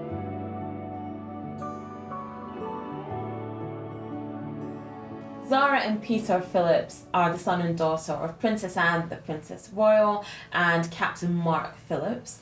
And they certainly had a privileged upbringing, and they will admit that themselves. Whether they were going sailing, whether they were on yachts, whether they were travelling, they definitely had the best of everything.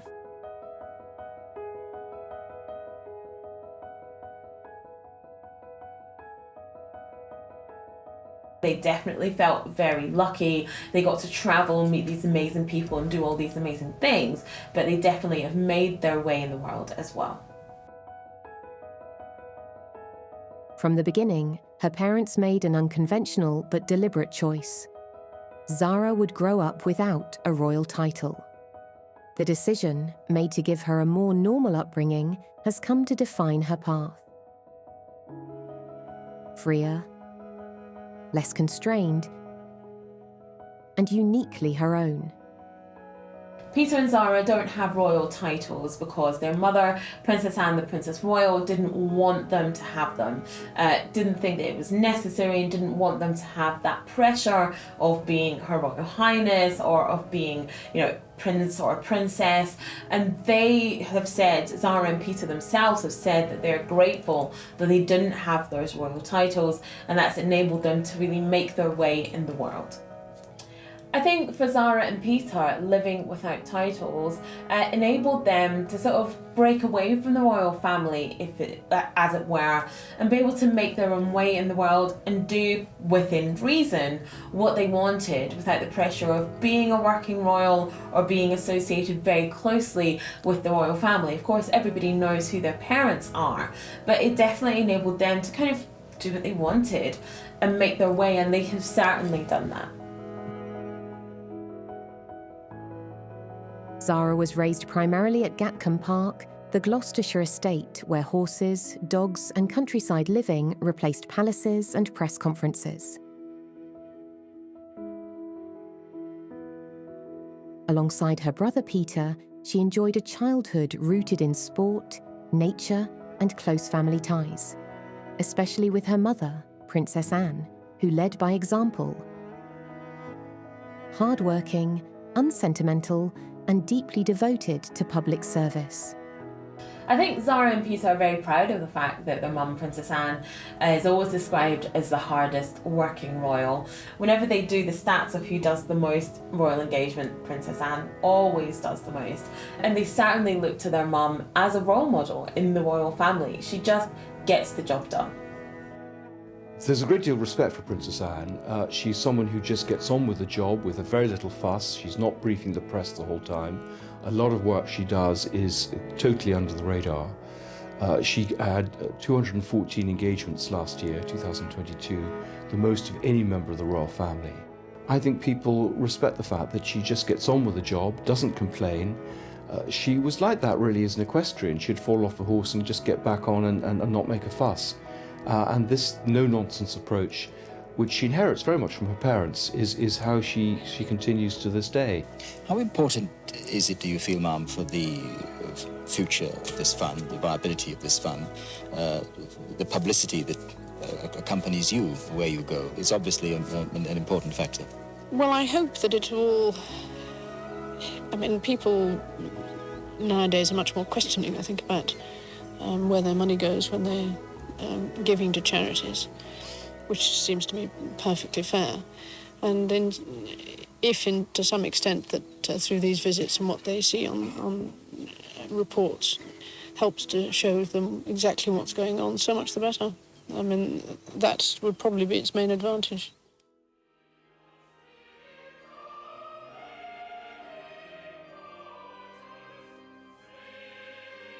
Princess Anne married Zara's father, Captain Mark Phillips, on the 14th of November 1973. At the time of their wedding, Phillips had rejected an offer of earldom from the Queen, meaning they were private citizens and had to work for their own money.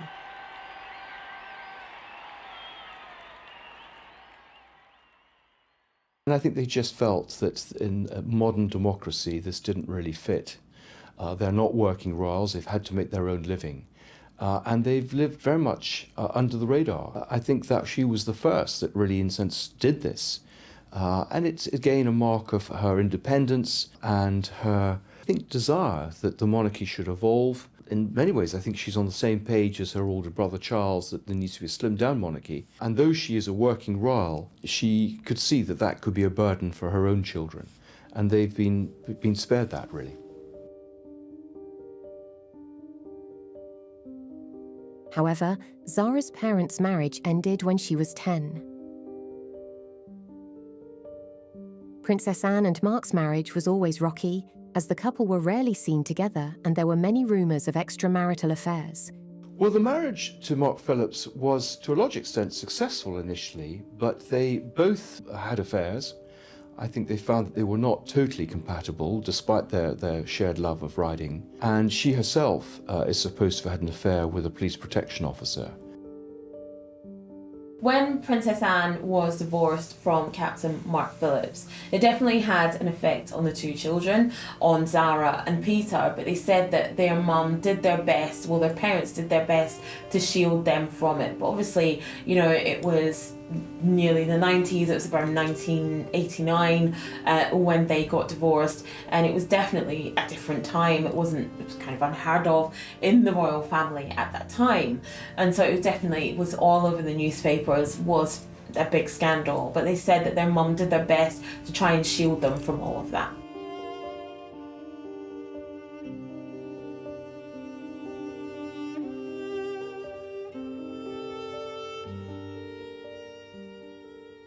Anne went on to marry Sir Timothy Lawrence, who was an equerry to the late Queen Elizabeth II. He and Anne met while he was a commander in the Royal Yacht Britannia. And it is said that Tim never stopped thinking about Anne from the moment they met. She has been said to have been his closest confidant for quite some time.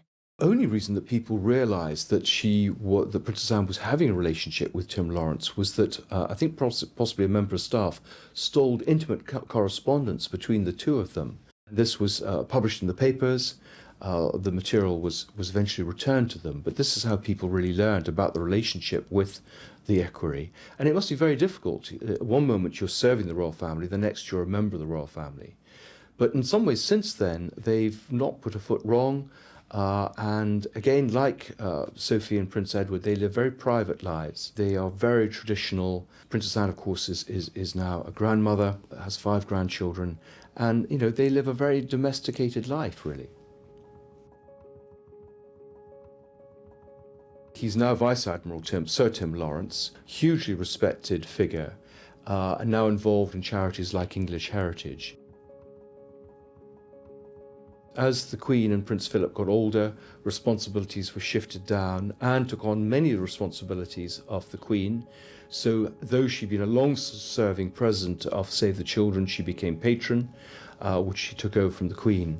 And Tim Lawrence has taken on a number of those responsibilities as well, in areas that interest them.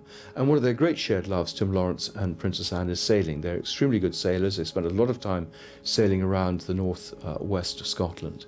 And indeed, one of the favourite things of the royal family, the way they really got away from things, was to take the Royal Yacht Britannia on their annual cruise around the Scottish Isles.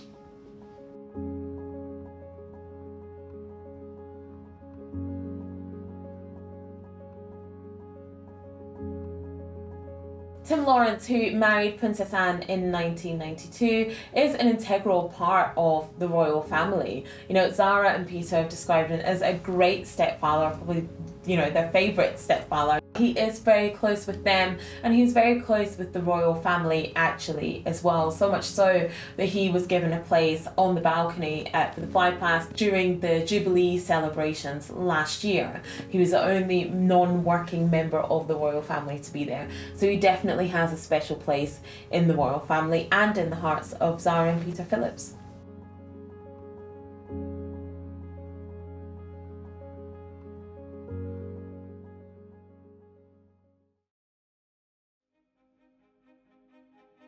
Zara attended Beaudesert Park School in Stroud, Gloucestershire, and Port Regis School in Shaftesbury, Dorset. before following other members of the royal family in attending Gordonstown School in Moray, Scotland. During her school days, she excelled at many sporting activities, representing her schools in hockey, athletics, and gymnastics. She later studied at the University of Exeter and qualified as a physiotherapist. It was in equestrian sport that Zara would make her name, on merit, not lineage. The royal family have always been super passionate about horses, about horse racing, anything to do with horses. I mean, the Queen absolutely loved her racing. Going to the racing was definitely the highlight of her calendar. You know, she rode well into her 90s actually as well. Zara Phillips' mum, Princess Anne the Princess Royal, another accomplished horsewoman, competed at international level. And whenever they go on holiday, they go to Balmoral. It's all about the horse riding, racing, everything. And you know, Zara Phillips managed to get sponsorship for her horse career in about 2003, and that took her to compete all over the world. In 2006, she won the Eventing World Championship at the FEY World Equestrian Games in Aachen, Germany. This achievement earned her the BBC Sports Personality of the Year award, just as her mother had in 1971. 6 years later, Zara competed for Great Britain at the 2012 London Olympics. She was supposed to compete in the Tokyo Olympics in 2008, but unfortunately got injured, but did win a silver medal at the London Olympics in 2012, and her medal was presented to her by her mother, Princess Anne, the Princess Royal. 50,000 people lined the course, many reserving their loudest cheers for the Queen's granddaughter, Zara Phillips, who jumped a clear round.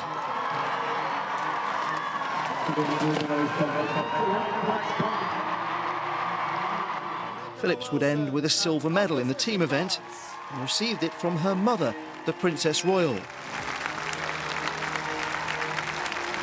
was a moment cherished by the home crowd and by the royal relations.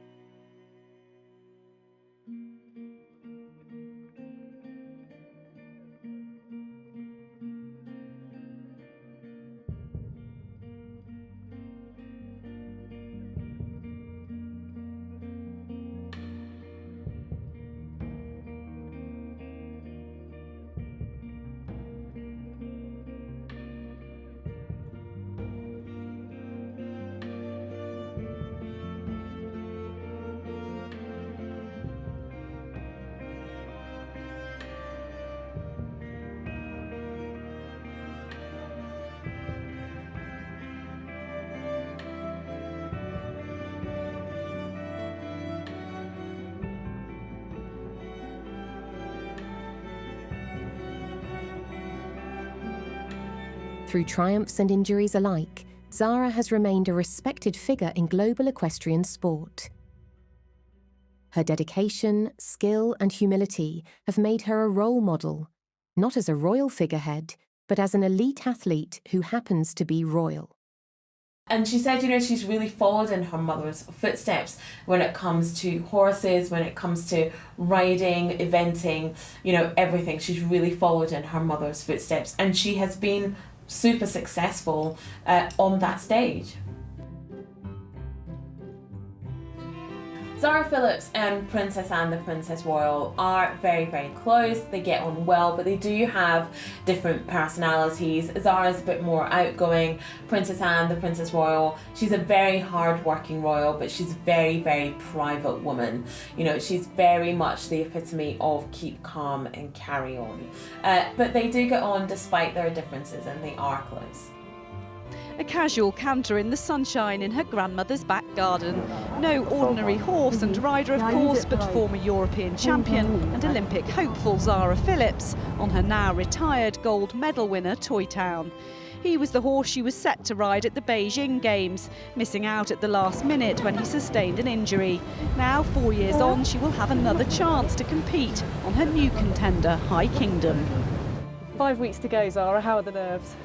Yeah, I mean, you know, it's still, with horses, it's still a long way to go, and we've just had team training, and, you know, we've got another session, and but yeah, it's all getting much closer, and everyone's getting more excited. You've been here before, and unfortunately Toy Town became injured. How do you feel in the run-up now with High Kingdom? Yeah, I think, you know, it's not just me who's had that problem before, you know. I think everyone on the team has had a problem in the past, and you just got to keep going the way you're going, I think, and, you know, if you're lucky, you're lucky. On the 30th of July 2011, Zara married former England rugby player Mike Tindall in a private ceremony at Canongate Kirk in Edinburgh.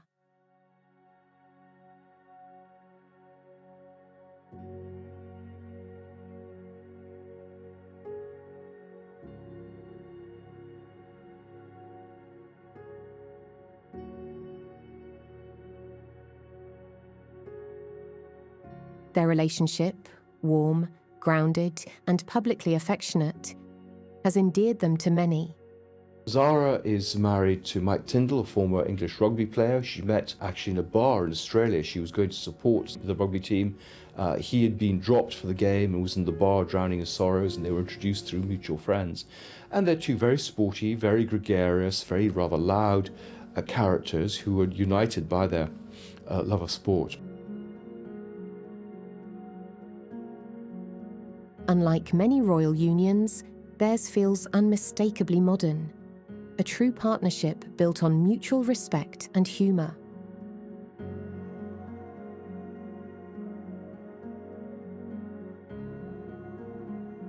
Zara and Mike met in November 2003, and he says that they sort of were friends at first, that they just became friends and then really good friends and then took it to the next level. And he's been the one that's been credited with, you know, really pushing Zara to take her career in horse racing, horse riding, eventing more seriously. He's very caring, he's very supportive, they're very supportive of each other publicly and privately. They do come across as very good friends, and they moved into a cottage on their mother's estate before their engagement was announced in 2010, and they were married in Edinburgh in 2011.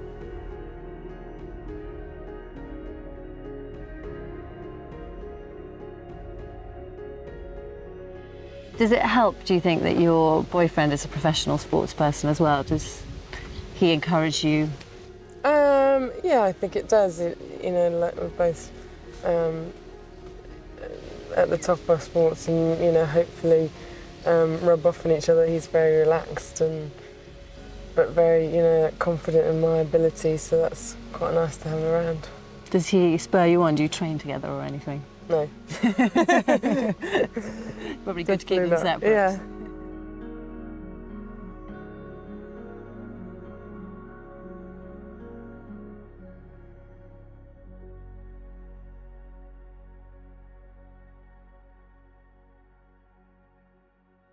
Together, they have 3 children. Mia Grace, born on January 17th, 2014. Lena Elizabeth, born on June 18th, 2018, and Lucas Philip, born on March 21st, 2021. Zara has spoken openly about the challenges of motherhood, including her experience with miscarriage, a rare moment of candour in royal circles that resonated with many. Princess Anne, the Princess Royal, is a very hands-on grandmother, so much so that those 5 children, her 5 grandchildren, love going to visit her on Sundays, which definitely works well for the parents who can just palm them off on Granny for the day, and she absolutely loves it. Though not a working royal, Zara continues to support a number of charities, particularly those connected to equine welfare, children's health, and military families. She serves as a patron of the Catwalk Spinal Cord Injury Trust, the UK Spinal Injuries Association, and has continued her family's long patronage of Great Ormond Street Hospital for Children. I think another really effective member of the royal family is Zara Tindall. I mean, she's a hugely accomplished horsewoman, she's an Olympic medal winner, she's a great mum, she's down to earth, her and Mike have this great relationship, they're seen as best friends. And I think they're quite relatable in a way. Mike Tindall has this great podcast that people love to listen to, he's really funny. So I think actually these two could be the secret weapon in the royal family that maybe we didn't know we needed. Zara and Mike Phillips were in attendance at Charles's coronation ceremony in May. They actually arrived with Prince Harry. They looked quite relaxed, looked like they were having a good time. Mike Tindall has a podcast and he talks afterwards about how where he was sitting he couldn't actually see any of the action. Can you imagine sitting back there in the fourth row? In Zara Tindall, we see not the crown, but the character. Hers is a life shaped by family legacy, but led by personal conviction. Whether competing on the world stage, raising her children, or supporting causes close to her heart, Zara continues to show that royalty can be lived, not just inherited. And in doing so, she offers a compelling vision of what it means to be royal in the 21st century. Authentic, resilient, and entirely her own.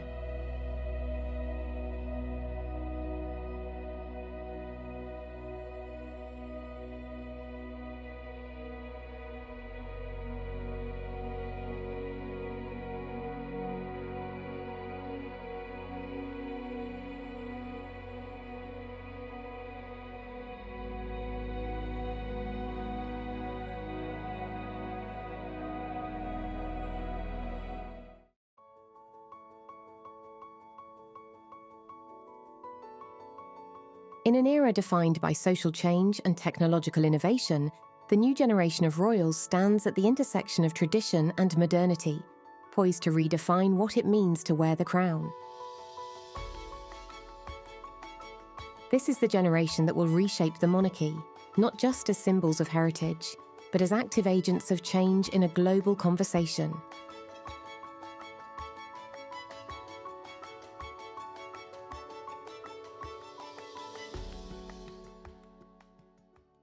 Peter Phillips was born at St Mary's Hospital in London, a significant location that has welcomed many notable figures. He is the eldest son of Anne, Princess Royal, and Captain Mark Phillips, which places him at the intersection of royal privilege and public scrutiny. Growing up in a royal environment, Peter experienced both the benefits and challenges that accompany his lineage, learning early on about the complexities of life within the British royal family. For his education, Peter attended the prestigious Gordonstoun School in Scotland, an institution renowned for its commitment to character development and outdoor education, founded by Kurt Hahn, a close mentor of Prince Philip. Both Zara and Peter Phillips went to Port Regis School in Dorset before, like many members of the royal family, they went to Gordonstoun in Scotland, and that's actually where King Charles III went to school as well. Gordonstoun's emphasis on resilience and teamwork provided Peter with a unique foundation, fostering both leadership skills and a deep appreciation for nature. Upon graduating, Peter continued his academic journey at the University of Exeter, where he earned a degree in sports science. His passion for sports was evident throughout his youth, as he actively participated in various athletic pursuits, including rugby and equestrian events, further cementing his commitment to a healthy, active lifestyle. Peter Phillips has always had a deep-seated passion for rugby, a sport that embodies teamwork, strength, and strategy. Growing up, he was captivated by the game's dynamic nature and the sense of camaraderie it fostered among players. For him, rugby was more than just a sport.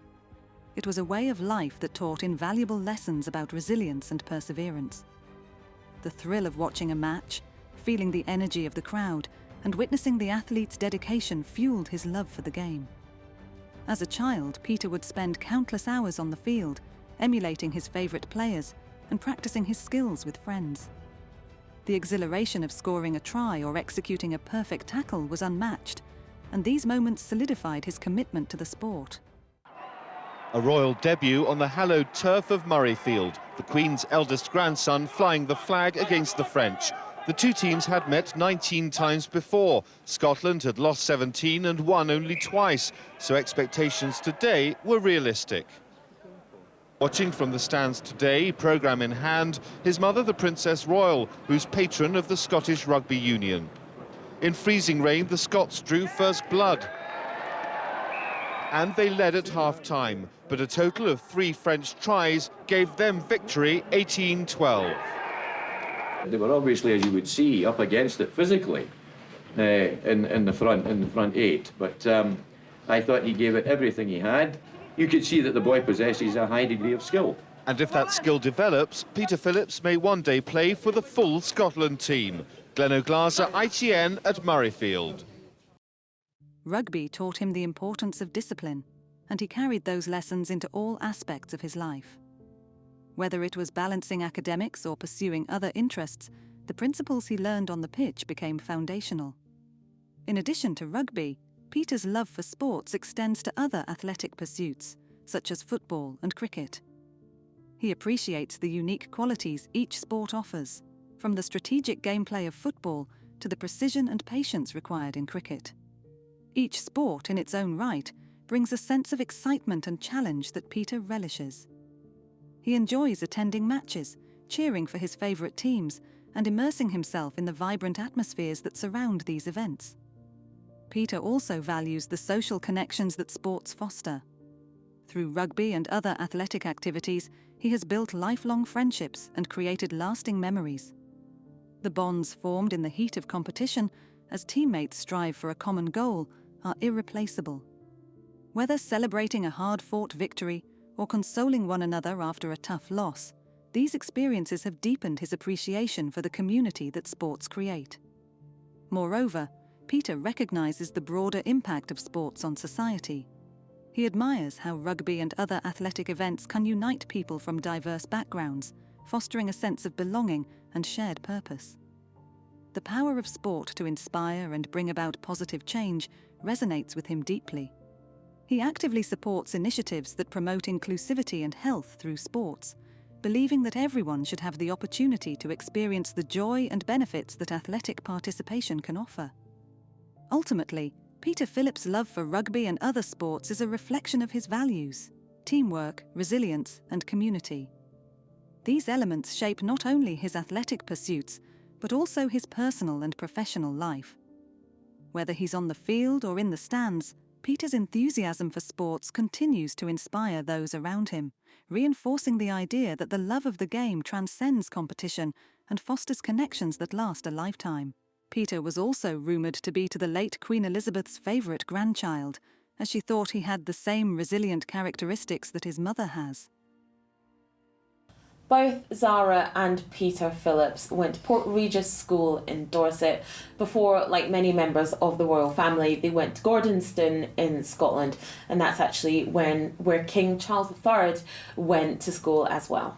Many members of the royal family have been educated, including his sister and his grandfather, Prince Philip, and his uncles, Edward and Andrew and Charles. This is a boarding school in the very north of Scotland, very much outward bound, very good for security. It's teaching people not so much academic rigour, it's not a very academic school, but a school which is very good about teaching leadership and public service. They all have to serve time in the they have their own fire brigade, they do a lot of stuff with climbing and sailing. Notably, Peter Phillips holds the distinction of being the first legitimate grandchild of a British monarch in over 500 years to be born without a title or courtesy. This unusual circumstance arose from his parents' decision to decline offers from his grandmother, Queen Elizabeth II, which would have secured him a title within the peerage.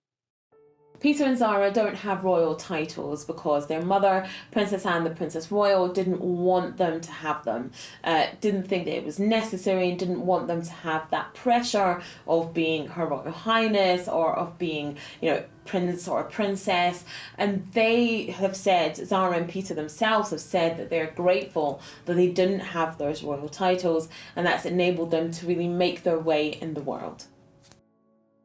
Anne married Captain Mark Phillips on the 14th of November 1973 at Westminster Abbey, and at the time of the wedding, Captain Mark Phillips actually rejected the offer of royal in hopes of staying as a commoner and not ascend to the ranks of royalty. This meant that they were private citizens and had to work for their own money. And I think they just felt that in a modern democracy this didn't really fit. They're not working royals, they've had to make their own living. And they've lived very much under the radar. I think that she was the first that really, in a sense, did this. And it's, again, a mark of her independence and her, I think, desire that the monarchy should evolve. In many ways, I think she's on the same page as her older brother Charles, that there needs to be a slimmed-down monarchy. And though she is a working royal, she could see that that could be a burden for her own children. And they've been spared that, really. Princess Anne's marriage to Captain Mark Phillips ended in 1992, when Peter was 14. Unfortunately, this was due to a rocky marriage that led into the divorce. They were rarely seen together and apparently were involved in extramarital affairs. These problems caught light to the public, and in 1985, Phillips fathered a love child with the New Zealand former art teacher Heather Tonkean. The pair separated in 1989 and got the divorce in 1992. Well, the marriage to Mark Phillips was, to a large extent, successful initially, but they both had affairs. I think they found that they were not totally compatible, despite their shared love of riding. And she herself is supposed to have had an affair with a police protection officer. Peter Phillips and Zara Tindall, the eldest grandchildren of Queen Elizabeth II, share a unique bond shaped by their royal lineage and shared experiences growing up within the British monarchy. Born to Princess Anne and Captain Mark Phillips, Peter was born in 1977, followed by Zara in 1981. Their upbringing on the Gatcombe Park estate in Gloucestershire provided a blend of royal privilege and a relatively normal childhood, allowing them to develop a close sibling relationship. Despite their royal status, they often participated in outdoor activities, sports, and family events, fostering a sense of camaraderie that remains strong today. Both Peter and Zara have pursued diverse paths in their professional lives. Peter, who studied at the University of Exeter, carved a career in sports management and event organisation, capitalising on his experiences with the royal family. Zara, an accomplished equestrian, gained international recognition for her achievements in eventing, including winning a silver medal at the 2012 London Olympics. Their respective careers reflect their individual passions, yet they maintain a strong familial connection that emphasises the importance of supporting one another's endeavours. Family dynamics also play a significant role in their lives, particularly with their parents, Princess Anne and Captain Phillips, who instilled values of hard work and independence. This grounding has helped both Peter and Zara navigate the challenges of royal life, while also embracing their unique identities. They often attend royal events together, showcasing a united front and representing a modern image of the monarchy that resonates with the public. When Princess Anne was divorced from Captain Mark Phillips, it definitely had an effect on the two children, on Zara and Peter, but they said that their mum did their best, well, their parents did their best to shield them from it. But obviously, you know, it was nearly the 90s, it was around 1989 when they got divorced, and it was definitely a different time. It was kind of unheard of in the royal family at that time, and so it was all over the newspapers, was a big scandal. But they said that their mum did their best to try and shield them from all of that. They do socialise together, but in the early years, like any siblings, they did have their share of arguments. But I think when their parents divorced, that brought them closer together, and they've remained close ever since. Princess Anne went to marry Timothy Lawrence. The retired Navy officer met Princess Anne while he was serving on the royal yacht Britannia and became romantically involved some years after. But when it came to getting married, the pair were forced to travel to Scotland to tie the knot, as they were forbidden from getting married in England at the time. She has said that he was her closest confidant for quite some time. only reason that people realised that that Princess Anne was having a relationship with Tim Lawrence was that I think possibly a member of staff stalled intimate correspondence between the two of them. This was published in the papers. The material was eventually returned to them, but this is how people really learned about the relationship with the equerry. And it must be very difficult. At one moment you're serving the royal family, the next you're a member of the royal family. But in some ways since then, they've not put a foot wrong. And again, like Sophie and Prince Edward, they live very private lives. They are very traditional. Princess Anne, of course, is now a grandmother, has 5 grandchildren, and they live a very domesticated life, really. Outside of their professional pursuits, Peter and Zara are dedicated family members. As they continue to carve their own paths while upholding royal traditions, Peter and Zara exemplify a blend of duty and individuality that defines the contemporary royal family. Now a father himself, he is dedicated to continuing the legacy of his mother, who is widely regarded as one of the hardest working members of the royal family. I think Zara and Peter are very proud of the fact that their mum, Princess Anne, is always described as the hardest working royal. Whenever they do the stats of who does the most royal engagement, Princess Anne always does the most. And they certainly look to their mum as a role model in the royal family. She just gets the job done. Volunteering time, or whether it's a bit of money, paint the local community centre, or get some money together for a new play set in the park. It doesn't matter. It's just something that we can put back into our communities. Peter Phillips was very successful. He was head boy. He went on to do sports science at Exeter, and then from there went into various jobs connected with sports sponsorship. At Jaguar, he moved at one point to Hong Kong. Is now managing director for a company called SEL. So he's done very well for himself in his own chosen field. Before Peter Phillips started his own sports management company, he held several positions at prominent companies, including Jaguar, the Williams Formula One racing team, and the Royal Bank of Scotland. But that was before he started his own company in sports management and decided to do his own thing. Because it's never been done before, because we see the opportunity to take the technology in terms of being able to lay the track has allowed us to be able to operationally move in and out of cities a lot quicker now and be able to put it down, race and pick it back up again. It's allowed us the opportunity to be able to take it racing to a new audience, and that's really the key for all the stakeholders here is how we deliver that, but also how we do it in a safe manner, both from an equine perspective and also from the human perspective. Peter Phillips has 2 patronages and works full-time as Managing Director of SEL UK. The first one is called Habitat for Humanity, which is non-profit and helps to build homes for low-income families. Peter is an ambassador for their Youth Build programme, which gets youth involved on building sites and in the fundraising process. He also has the West Island Palliative Care Residence in Canada, which is Canada's largest freestanding palliative care facility. So it's called the Patrons Picnic for that reason. Patrons Lunch, yeah. Patrons Lunch, sorry. I think Patrons Picnic, go back and make a note of that. Change all the headings now. Change all our marketing Change plans, everything, yeah. Kate came as a picnic blanket today. I'm ready. Oh, you've got picnic on the brain. You can borrow it.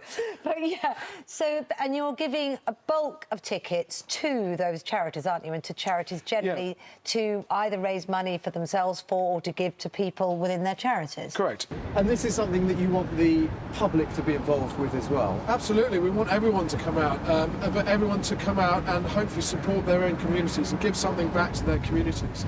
At the end of the day, this is about the organisations and the charities which help and support a lot of us in our times of need. There are 18 different genres of organisation that will be here on the Mall on the 12th of June. And they, in one way or another, we would have all been touched by at least one of them. So it's a real opportunity for all of our communities around the country to come together and just do our own little bit, as well as having a good get-together, but also give something back to the communities around the country. So they've definitely managed to make their own way and be their own person. Peter Phillips, the eldest son of Princess Anne, was married to Autumn Kelly in a ceremony that took place on May 17, 2008. Their wedding, held at St George's Chapel in Windsor, was a significant event not only for the couple, but also for the British royal family. The event attracted considerable media attention, given Peter's royal lineage and the charming love story that led to their union. Friends and family, along with a number of royals, gathered to celebrate the couple's commitment to each other. Autumn Kelly, a Canadian citizen, met Peter Phillips during the 2003 Formula One Canadian Grand Prix. Their relationship blossomed, showcasing a beautiful blend of modern romance and traditional values. Autumn's down-to-earth personality and her ability to navigate the world of royal expectations endeared her to the family and the public alike. The couple's engagement was announced in July 2007, setting the stage for a wedding that would capture the hearts of many. Their wedding was marked by a sense of intimacy and joy, with the couple exchanging vows surrounded by close friends and family. Autumn wore a stunning silk and taffeta gown designed by renowned British designer Sassy Holford, which perfectly complemented the regal setting. The ceremony blended royal traditions with personal touches, reflecting the couple's love for one another and their commitment to building a life together. The day was filled with heartfelt moments, laughter, and a sense of unity among those present. Following their marriage, Peter and Autumn settled into married life, welcoming 2 daughters, Savannah and Isla. Their family life, while often in the public eye due to Peter's royal connections, has been characterised by a strong sense of normalcy and a focus on family values. Peter Phillips has 2 children with his ex-wife, Autumn Kelly, who they got divorced in 2020, and their names are Savannah and Isla. Over the years, they have balanced their personal and professional lives, often participating in various royal engagements and charity events. Unfortunately, Peter Phillips and Autumn Kelly announced their separation in February 2020, describing their split as sad but amicable. Their marriage lasted 13 years up to 2021. This is due to their relationship growing apart. The pair said that they would share custody of their 2 daughters and that the decision was the best course of action for their 2 children and ongoing friendship. Peter Phillips shares a close and nurturing relationship with his 2 children, Savannah and Isla. As the eldest grandchild of Queen Elizabeth II, he is acutely aware of the importance of family and tradition, and he strives to instill these values in his daughters. Peter places a strong emphasis on being an involved and attentive father, ensuring that his children have a stable and loving environment in which to grow. He actively participates in their lives, attending school events, sports activities, and family outings, fostering a strong sense of connection and support. One of Peter's primary goals as a father is to provide his daughters with a sense of normalcy despite their royal lineage. He encourages them to pursue their interests and passions, whether it's sports, academics, or creative pursuits. This approach reflects his own upbringing, where he was allowed the freedom to explore his interests. By promoting independence and self-expression, Peter helps Savannah and Isla develop their unique identities while also teaching them the importance of hard work and dedication. Peter's love for sports plays a significant role in his relationship with his children. He enjoys engaging them in various athletic activities, from rugby to equestrian pursuits. By participating in these sports together, he not only fosters a love for physical fitness, but also teaches them about teamwork and resilience. These shared experiences create lasting memories and help strengthen their bond as a family, allowing for quality time that is both fun and educational. In addition to promoting athleticism, Peter is also keen on instilling values of kindness and compassion in his daughters.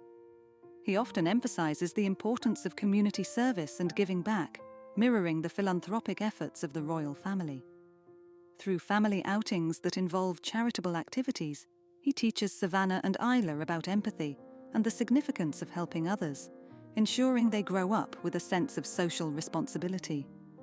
Despite the pressures that come with being part of the royal family, Peter is committed to maintaining a close-knit family dynamic. He regularly spends time with his children, whether through family vacations or everyday activities, ensuring that they have a strong support system. This dedication to family time reinforces their connections and provides a sense of stability, crucial for their emotional well-being. Peter Phillips's relationship with his children is built on love, support, and shared experiences. By nurturing their interests and encouraging their growth, he aims to raise confident and compassionate individuals. His commitment to family values, combined with his desire to provide a balanced upbringing, ensures that Savannah and Isla are well equipped to navigate their unique place in the world as they grow. Peter Phillips and Lindsay Wallace have emerged as a notable couple within the royal family landscape, especially following Peter's separation from his ex-wife, Autumn Kelly.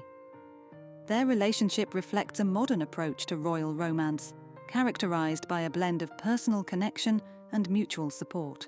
Peter Phillips announced his divorce from Autumn Kelly in 2020, and Zara actually set him up with one of her friends, Lindsay Wallace, and they were seen together at the Jubilee celebrations last year. On April 10th, 2024, Peter's spokesperson, Franklin, confirmed to people that the pair had broken up. Franklin added that the news was a private matter. As of now, Peter Phillips is dating Harriet Spurling. Phillips and Spurling made their public debut in May at the badminton horse trials to cheer on Phillips's sister Zara Tindall. In conclusion, Peter Phillips stands out as a modern royal who values connection, resilience, and service. His path reflects a commitment to both personal happiness and a deep sense of duty, ensuring that he remains an integral part of the royal narrative while forging his own identity.